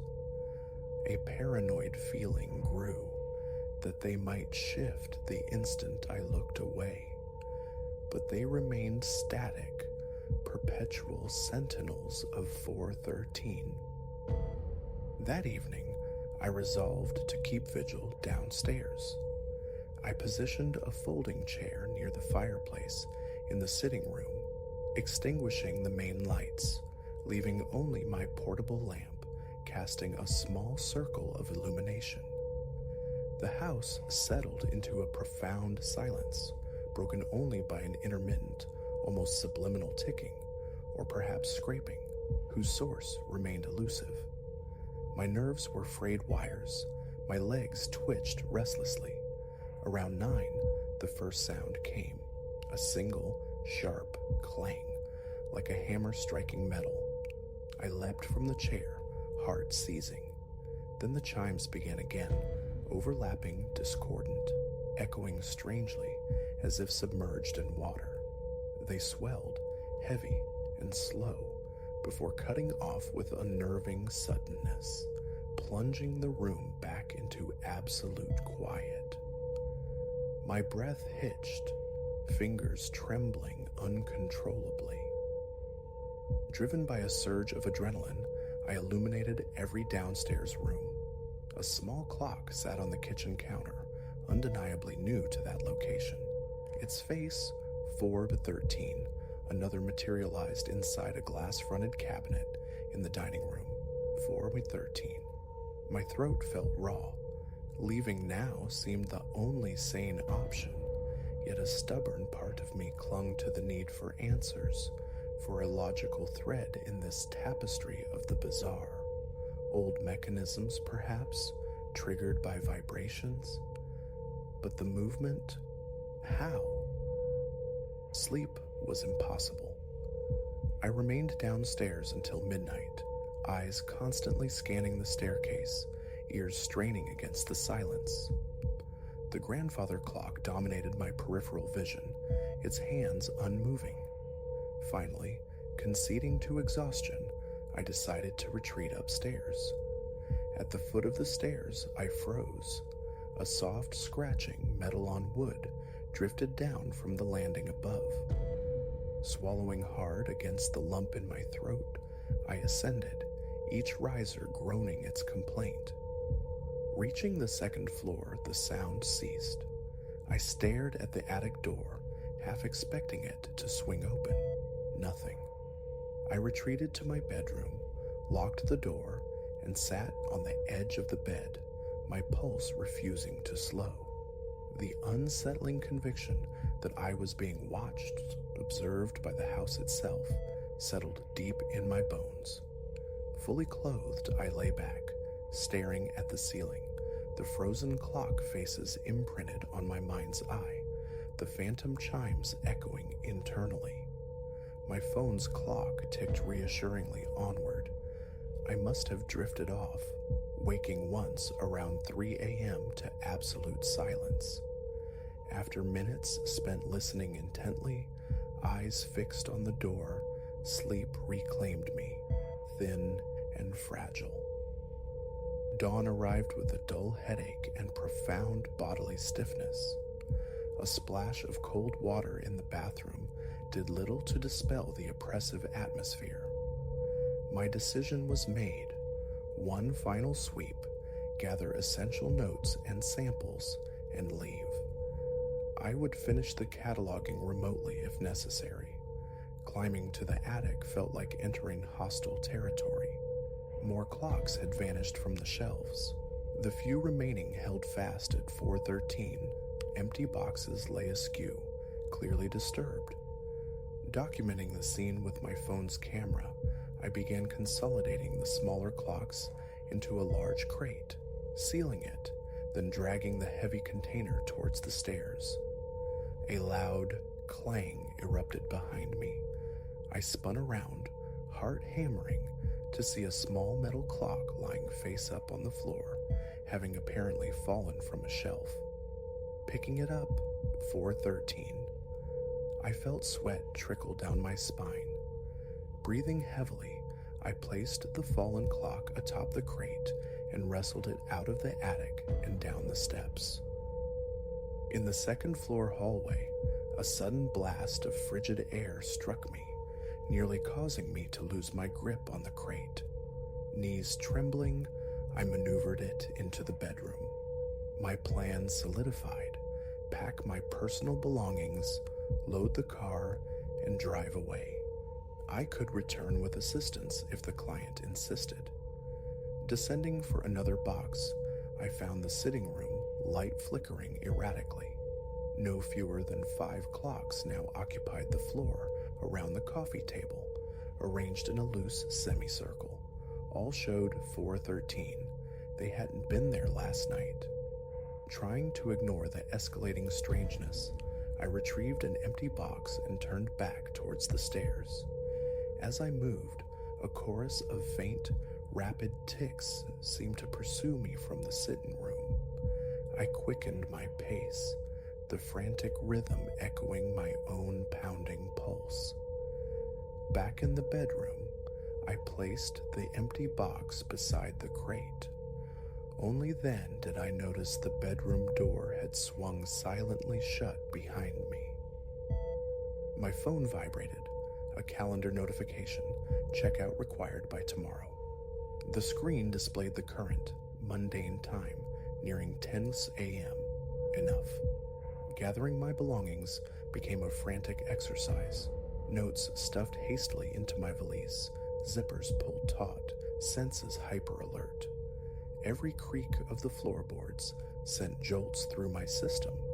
I kept glancing over my shoulder, half expecting to see another clock manifest in the corner of my eye. Carrying my luggage downstairs, another resonant clang sounded from the grandfather clock, surely. Driven by a final impulse, I strode towards it, flung open the glass door. Stillness. The tarnished pendulum hung inert. The hands pointed faithfully to 413. I slammed the door shut with unnecessary force and made for the front entrance. It scraped open, releasing me into the welcome ordinary daylight. My heart still raced, but the crisp air felt like absolution. I threw my valise into the trunk, slid into the driver's seat, the residual tension knotting my shoulders and neck. The engine turned over, a comforting mechanical sound in stark contrast to the house's spectral silence. As I pulled away, accelerating down the neglected drive, I couldn't shake the feeling of being watched, not by eyes, but by those myriad frozen faces locked on their impossible hour. The rearview mirror reflected only the empty road, yet the memory of overlapping chimes and the cold, stubborn resistance of those clock hands remained vivid, a chilling echo in the quiet hum of the car. That house and its silent, synchronized defiance of time was a place I knew, with bone-deep certainty, I would never revisit.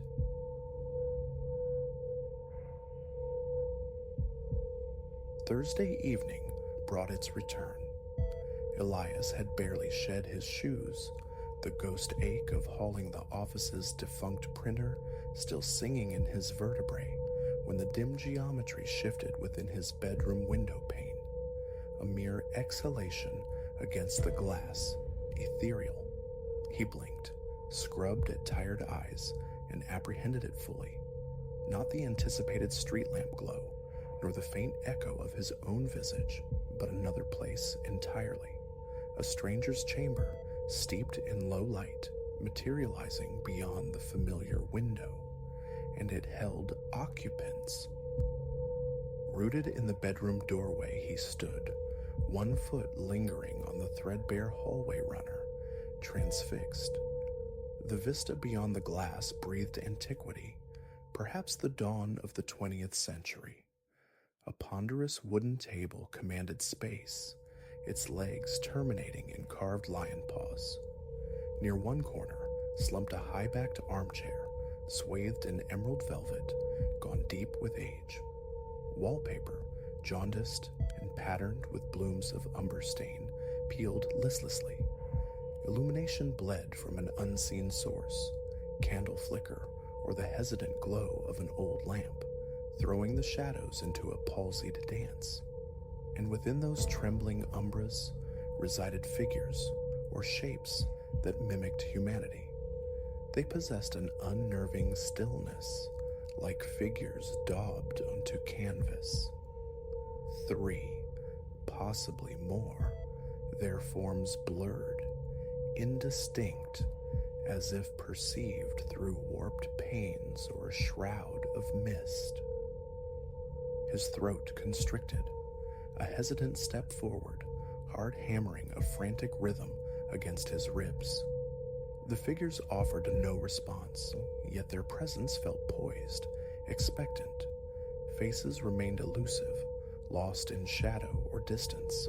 Something felt intrinsically wrong about their silhouettes. Heads canted at unnatural angles, shoulders slumped as if puppeteer strings had snapped mid-gesture. Instinct propelled his hand toward the window latch, a reflexive need to test its reality. Locked, not merely secured, but sealed with an air of finality. His fingers clenched the cold metal handle, pulled, utterly immobile, again straining. It refused to yield. "Open, damn you," he breathed, the whisper swallowed by the room. 2 months, perhaps a little more, he'd inhabited this space, rented for its quietude and cheapness, a slightly down-at-heel haven conveniently close to his work.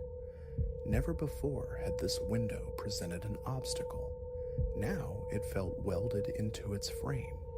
Pressing his forehead to the cool glass, his own breath bloomed white, momentarily obscuring the scene. In that instant, did the silhouettes quiver? He recoiled, stumbling against the nightstand. Exhaustion, he reasoned. Late nights wrestling dusty archives and that cursed printer. Stress conjures phantoms. Yet even as the thought formed, an icy tendril traced its path down his spine. The air thickened, acquiring a palpable weight, reminiscent of damp earth inhaled. He flicked the overhead light switch. Stark illumination flooded his room, yet the window remained stubbornly other, displaying not his reflection, but that curious parlor and its static inhabitants. He killed the light. The scene persisted, unaltered, no trick of bedroom lamps this. The remainder of the evening became an exercise in avoidance. A cold sandwich consumed standing in the kitchen, washed down with cheap beer, his gaze deliberately averted from the hallway leading back. A knot tightened in his gut, sweat beaded persistently on his brow. Silence pressed in, absolute in the absence of television or radio, amplifying the sound of his own swallowing. The urge to call someone, anyone, surfaced, then subsided. It was late. Who would offer credence? He pictured confessing to Marcus from accounts, my bedroom windows tuned into some spectral frequency, showing an old room. Laughter, or perhaps concern for his sanity, would be the only reply. Eventually steeling himself, Elias returned. The tableau held fast, unchanged. Those figures lingered in the periphery, veiled in shadow. Approaching the glass with deliberate slowness, a detail snagged his attention. One, taller than the rest, seemed adorned with gloves of delicate black lace stretched over slender, pallid arms.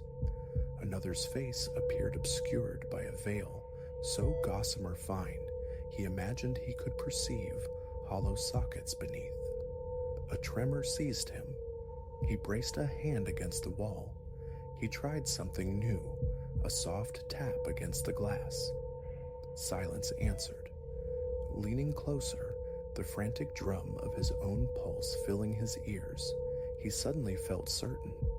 A faint susurrus from their side, the whisper of shifting fabric. He retreated hastily, scrambling into bed, pulling the covers high. Sleep, when it came, was a fitful, light-drenched affair. Morning rendered the window blessedly mundane. His own reflection peered back. Curtains hung quiescent. Pale sunlight filtered through. A self-deprecating laugh escaped him. A dream? Half-waking hallucination? He dressed for work, pushing the incident aside until his eye caught something alien on the floorboards near the window. A slender shard of antique paper, yellowed, brittle to the touch. Blank, save for the faintest watermark, a floral motif. Utterly unfamiliar. He kept no such ephemera. He tucked it into a drawer and departed. Throughout the day, concentration proved elusive. The veiled figures swam behind his eyes. That evening, dragging his weary frame homeward, eyes gritty, muscles taut, he approached his bedroom door with a leaden sense of foreboding. At first glance, the window offered only the familiar. Relief washed through him, brief and cool. But as he kicked off his shoes and drew nearer, the glass began to dim, his reflection receding as if leached away by an unseen hand. Within moments, the antique chamber flickered back into existence. His chest constricted. Tonight, the figures were rendered with sharper clarity, closer too, not dramatically, but enough to discern the faint floral lace pattern on one figure's attire. The veil on another seemed thinner, revealing lips slightly parted, as if caught mid-inhalation. A raw sound tore from his throat. "What is it you want?"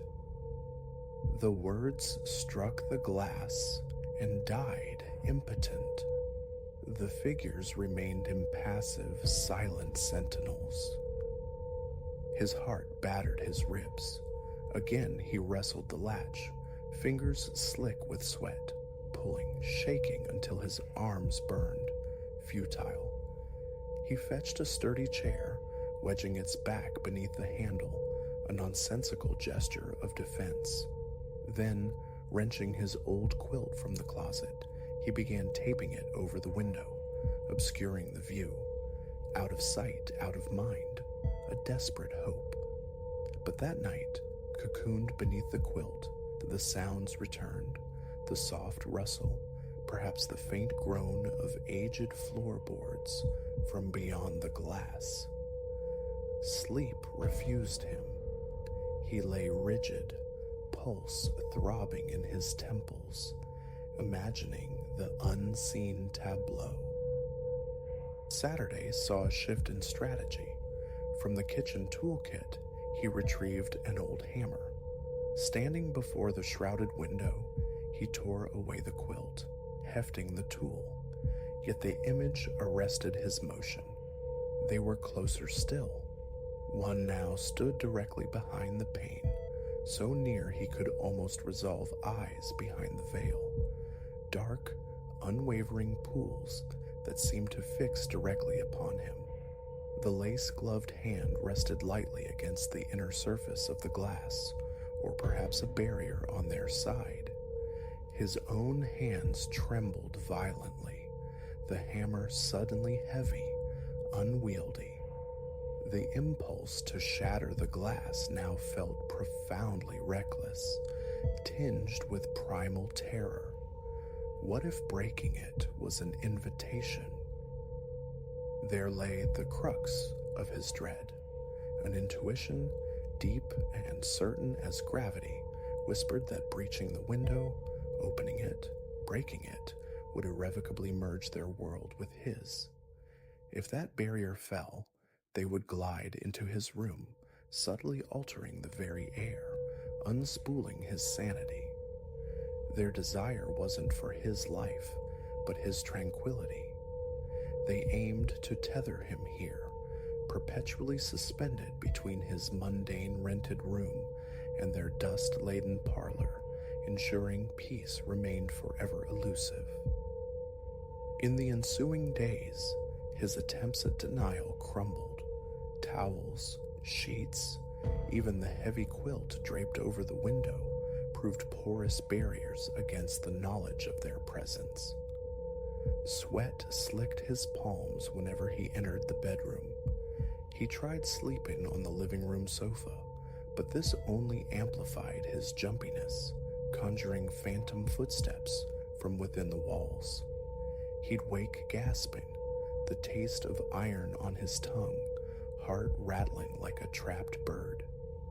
He called the landlord, leaving a frantic voicemail about a hopelessly stuck window. He mentioned the nightmares to Marcus, who merely shrugged and suggested finding a new place. Leaving felt both imperative and impossible. The deposit was significant. More than that, the thought of abandoning the window, this strange connection persisting across distance, felt fundamentally wrong, as if flight would only ensure pursuit. An irrational certainty lodged deep in his bones. By the fifth night of this siege, they pressed so close against the glass that a scent began to permeate the barrier. Old, cloying perfume, a sickening blend of sweetness and rot. His stomach churned. He gagged, pressing his sleeve against his nose. The figures nearly filled the window frame now. Lace-gloved fingers rested flat against his side of the pane. He could discern the faint blue tracery of veins beneath translucent skin. Then, one figure executed a slow, deliberate tilt of its veiled head. A strangled gasp escaped Elias as he stumbled backward. They could move. They could move. Cold sweat drenched him. His legs quaked. Dizziness washed over him. Action became imperative. Stop them. Stop their approach. He seized the quilt, the tape, sealing the window with feverish intensity, layer upon layer, until not a sliver of glass remained visible. His heart pounded, a frantic drum against the silence. A futile fortification, he knew, but his only recourse. He shoved his dresser against the window, piling books atop it, a pathetic barricade against the illogical. Slumped by the door, breath tearing through his lungs, throat parched, he listened. The silence was profound, absolute. Then faint but distinct, the delicate scratch of lace, dragging across glass, like fingernails whispering over a mirror's surface. His entire body went rigid. He clamped his hands over his ears, a useless defense against a sound that seemed to vibrate within his skull. They wouldn't leave. This much was certain. Yet they made no move to break through, to force the issue. They simply lingered, waiting. And Elias waited too, locked in this silent, spectral standoff. By dawn, the scratching ceased. Heart hammering, he pushed aside the dresser, peeled back the quilt. The window presented its usual face, his own reflection against the overcast morning sky. Relief warred with a deeper dread in his gut. He noticed his reflection seemed paler, thinner. His eyes were hollowed, shadowed as if sleep had abandoned him weeks ago. Leaning closer, scrutinizing his own image, a flicker, something pale and veiled seemed to stand just behind his shoulder in the glass. He spun around. Emptiness. He tried to dismiss it, but the unease clung like damp fabric. When he reached out, tentatively touching the glass, his fingertips seemed to sink, just fractionally, as if the surface tension had weakened. He snatched his hand back. No visible change, yet the sensation lingered, undeniable. He hasn't left this house, not yet. He should, he might. But tonight finds him here still, heart leaping at every floorboard creak, every sigh of wind against the eaves. The window is placid for now, but the potential for transformation hums beneath the surface. Closing his eyes conjures their silhouettes, burned onto the darkness behind his lids. Swallowing brings the taste of dust and that rancid sweet perfume. He finds himself constantly checking his reflection, seeking reassurance of his own solidity, his continued selfhood. And each time, a sliver of fear suggests another presence lurking just behind his shoulder, a faint shape, poised and patient. They hadn't needed to breach the physical barrier. Revealing the other side of the glass was enough. He senses the boundary thinning, dissolving. One day, perhaps soon, he'll open his eyes, and the window will again frame that antique room. And perhaps then, without sound or force, they will simply be here, having slipped through the weakened veil, quietly pilfering the calm from his existence, leaving him stranded between two realities, comprehending neither. He stands trembling, wondering if he is already irrevocably halfway across.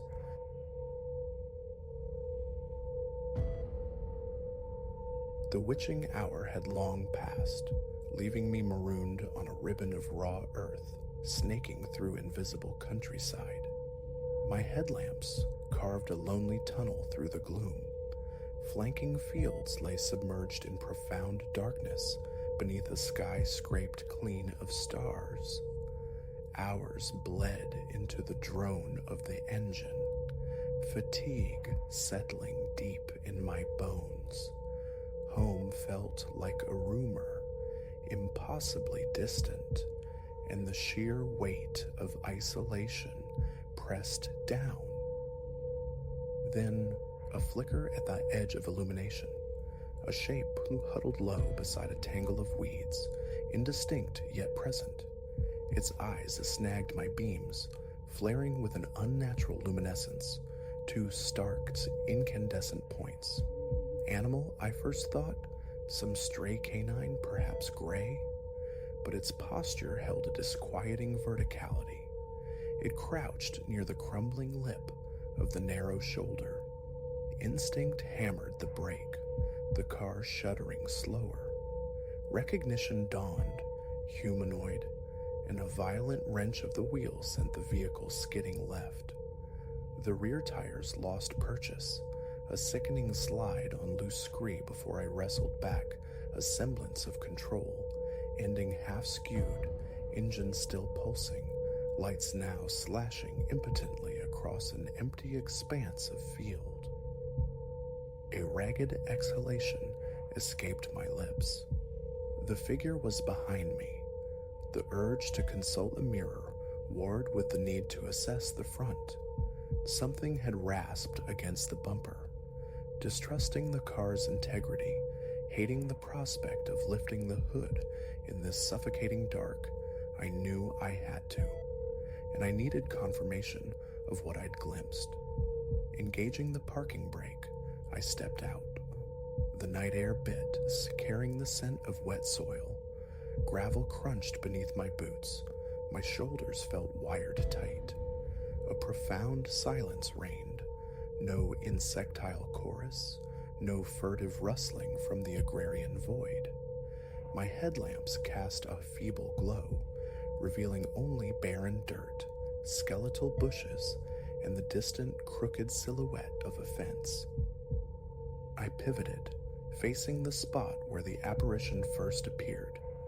Back in the deeper darkness, a form solidified. It stood where I'd swerved, crowned by those same luminous eyes. They seemed to gather light, yet from what source in this blackness I couldn't fathom. Raising a hand to shield against my own car's glare proved futile.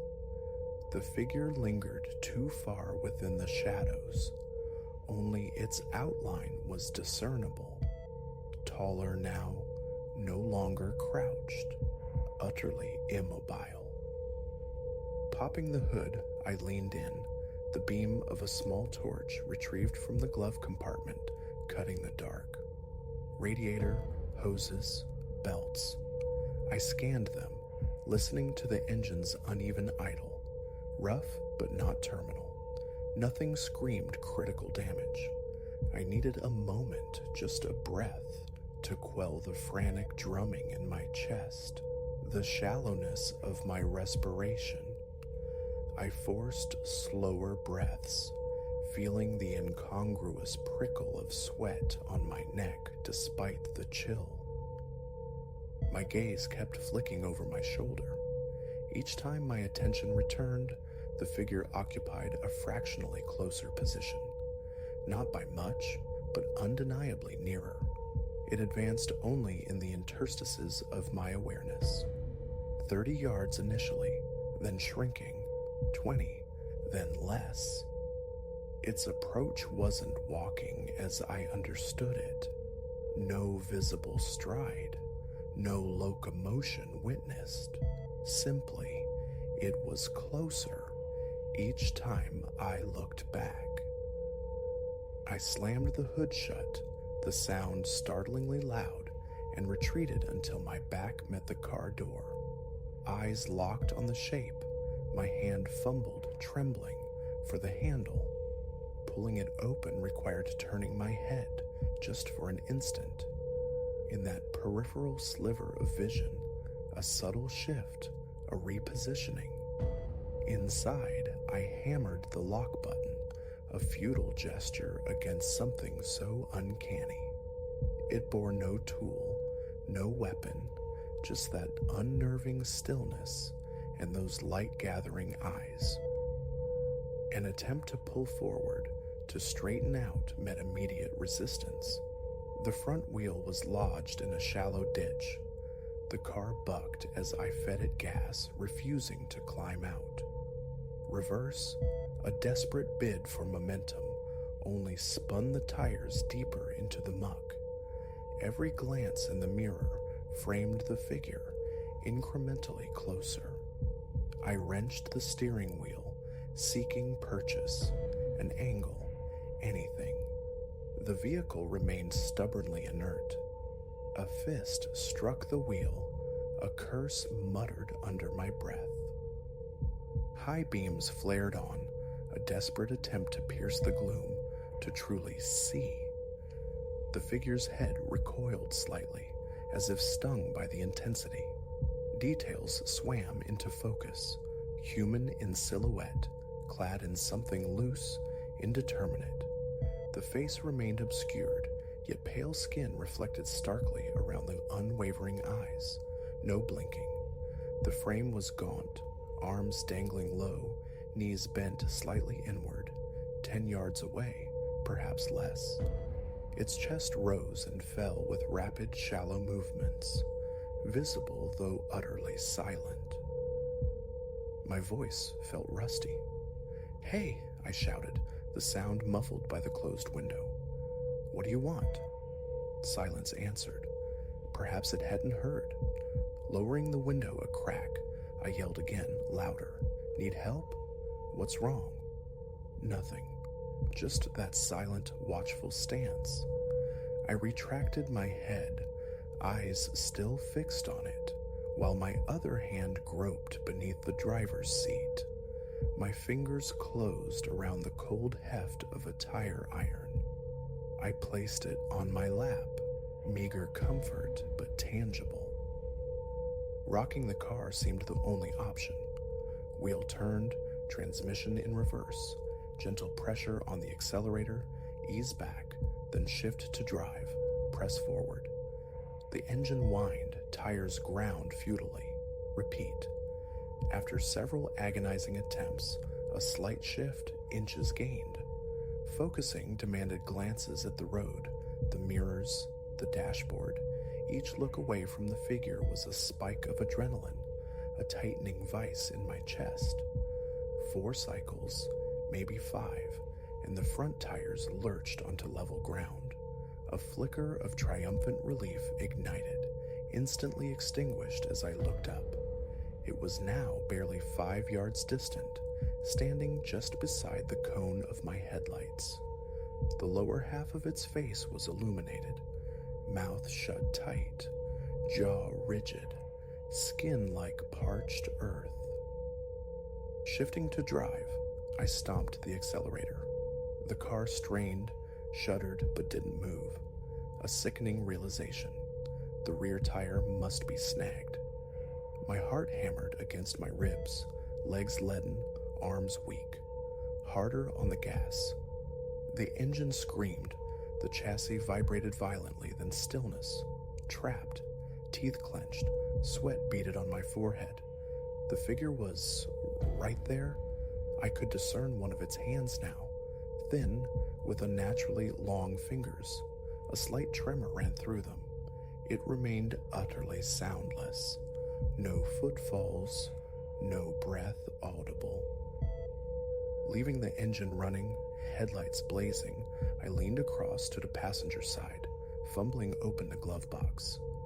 Inside, a small emergency kit, the torch, spare fuses, a folding utility knife.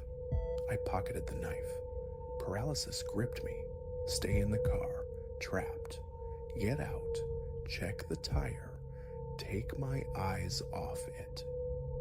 Every averted glance was an invitation for it to close the remaining distance. A different tactic. Reverse further, perhaps turn around completely. Shifting gears, I forced myself to look over my shoulder, checking the path behind. The act of looking away felt physically painful, my neck muscles screaming, "Don't blink." Gas pedal. The car lurched backward a few feet. A distinct bump felt through the chassis. My eyes snapped forward again. It was leaning against my driver's side window. Those eyes, fiercely bright now, reflected the dashboard lights. Its mouth hung slightly agape, revealing thin, cracked lips. Nostrils flared subtly, as if sampling the air. A strangled cry escaped me.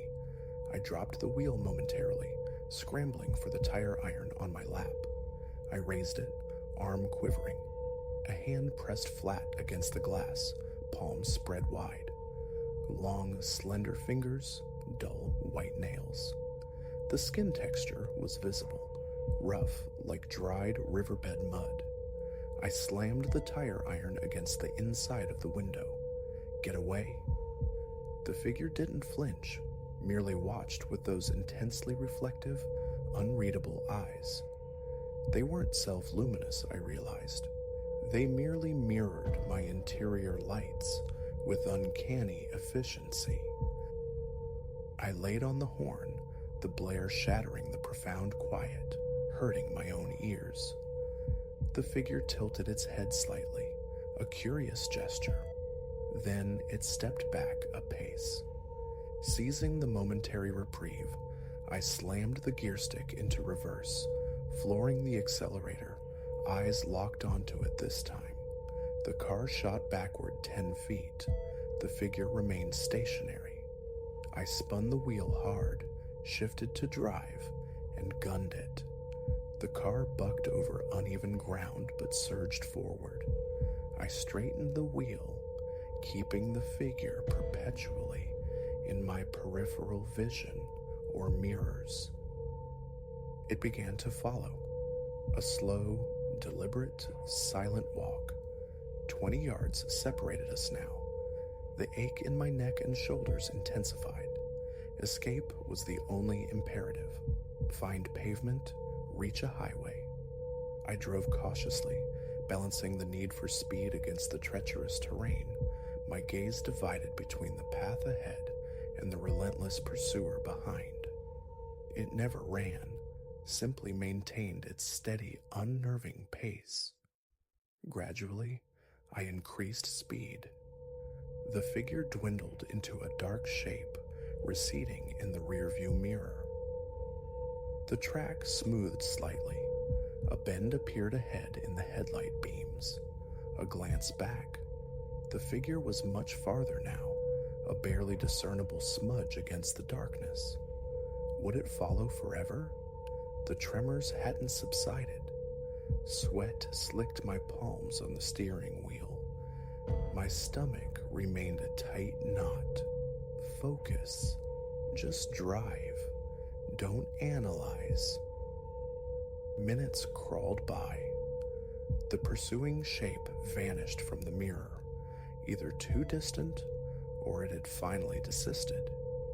I coaxed slower breaths into my lungs, trying to ease the frantic rhythm of my heart. My mouth was desert dry. I swiped at my forehead with a sleeve. Ahead, the road straightened, and a faint, diffuse glow appeared on the horizon. Civilization, perhaps? A main road? A farmhouse? I aimed for it. The steering felt slightly loose, but the car held. Mirror checks became obsessive, revealing only empty darkness. Stopping to inspect the damage was unthinkable. Turning back impossible. Keep moving. Find a real road. A gas station, anything. My mind kept replaying the encounter, snagged on the image of that figure. The tension remained coiled in my neck and shoulders, my leg muscles sore from the frantic pedal work. Habit made me switch on the radio. Only static answered. I killed it. After another 10 minutes, blessed pavement crossed my path, narrow but asphalt. I turned onto it, following until an intersection revealed a rusted, barely legible sign bearing route numbers. I clung to that sign's direction, soon spotting the comforting gleam of fence post reflectors. Slowing, I cracked the window, listening. The distant hum of traffic, likely a larger highway. Relief washed over me. Keep going. My grip on the wheel began to relax. A long, shuddering breath escaped me as I rubbed my eyes, the cold air sharp against my face. What was that thing? What had it wanted? It hadn't attacked, hadn't tried to breach the car. Just that inexorable, silent approach whenever my attention lapsed. The memory of its face, those eyes, remained branded behind my eyelids. I pushed the thoughts away, focusing only on the road ahead. Another hour passed, navigating by familiarizing signs, until finally, the wide lanes of a main highway unfolded before me. The smooth thrum of tires on asphalt was a balm. One last glance in the rearview mirror confirmed only empty night. I drew another deep breath, consciously unknotting the tension in my back. The night was still profoundly quiet, but it was a normal quiet now. No strange eyes burned in the distance, only the empty road stretching onward.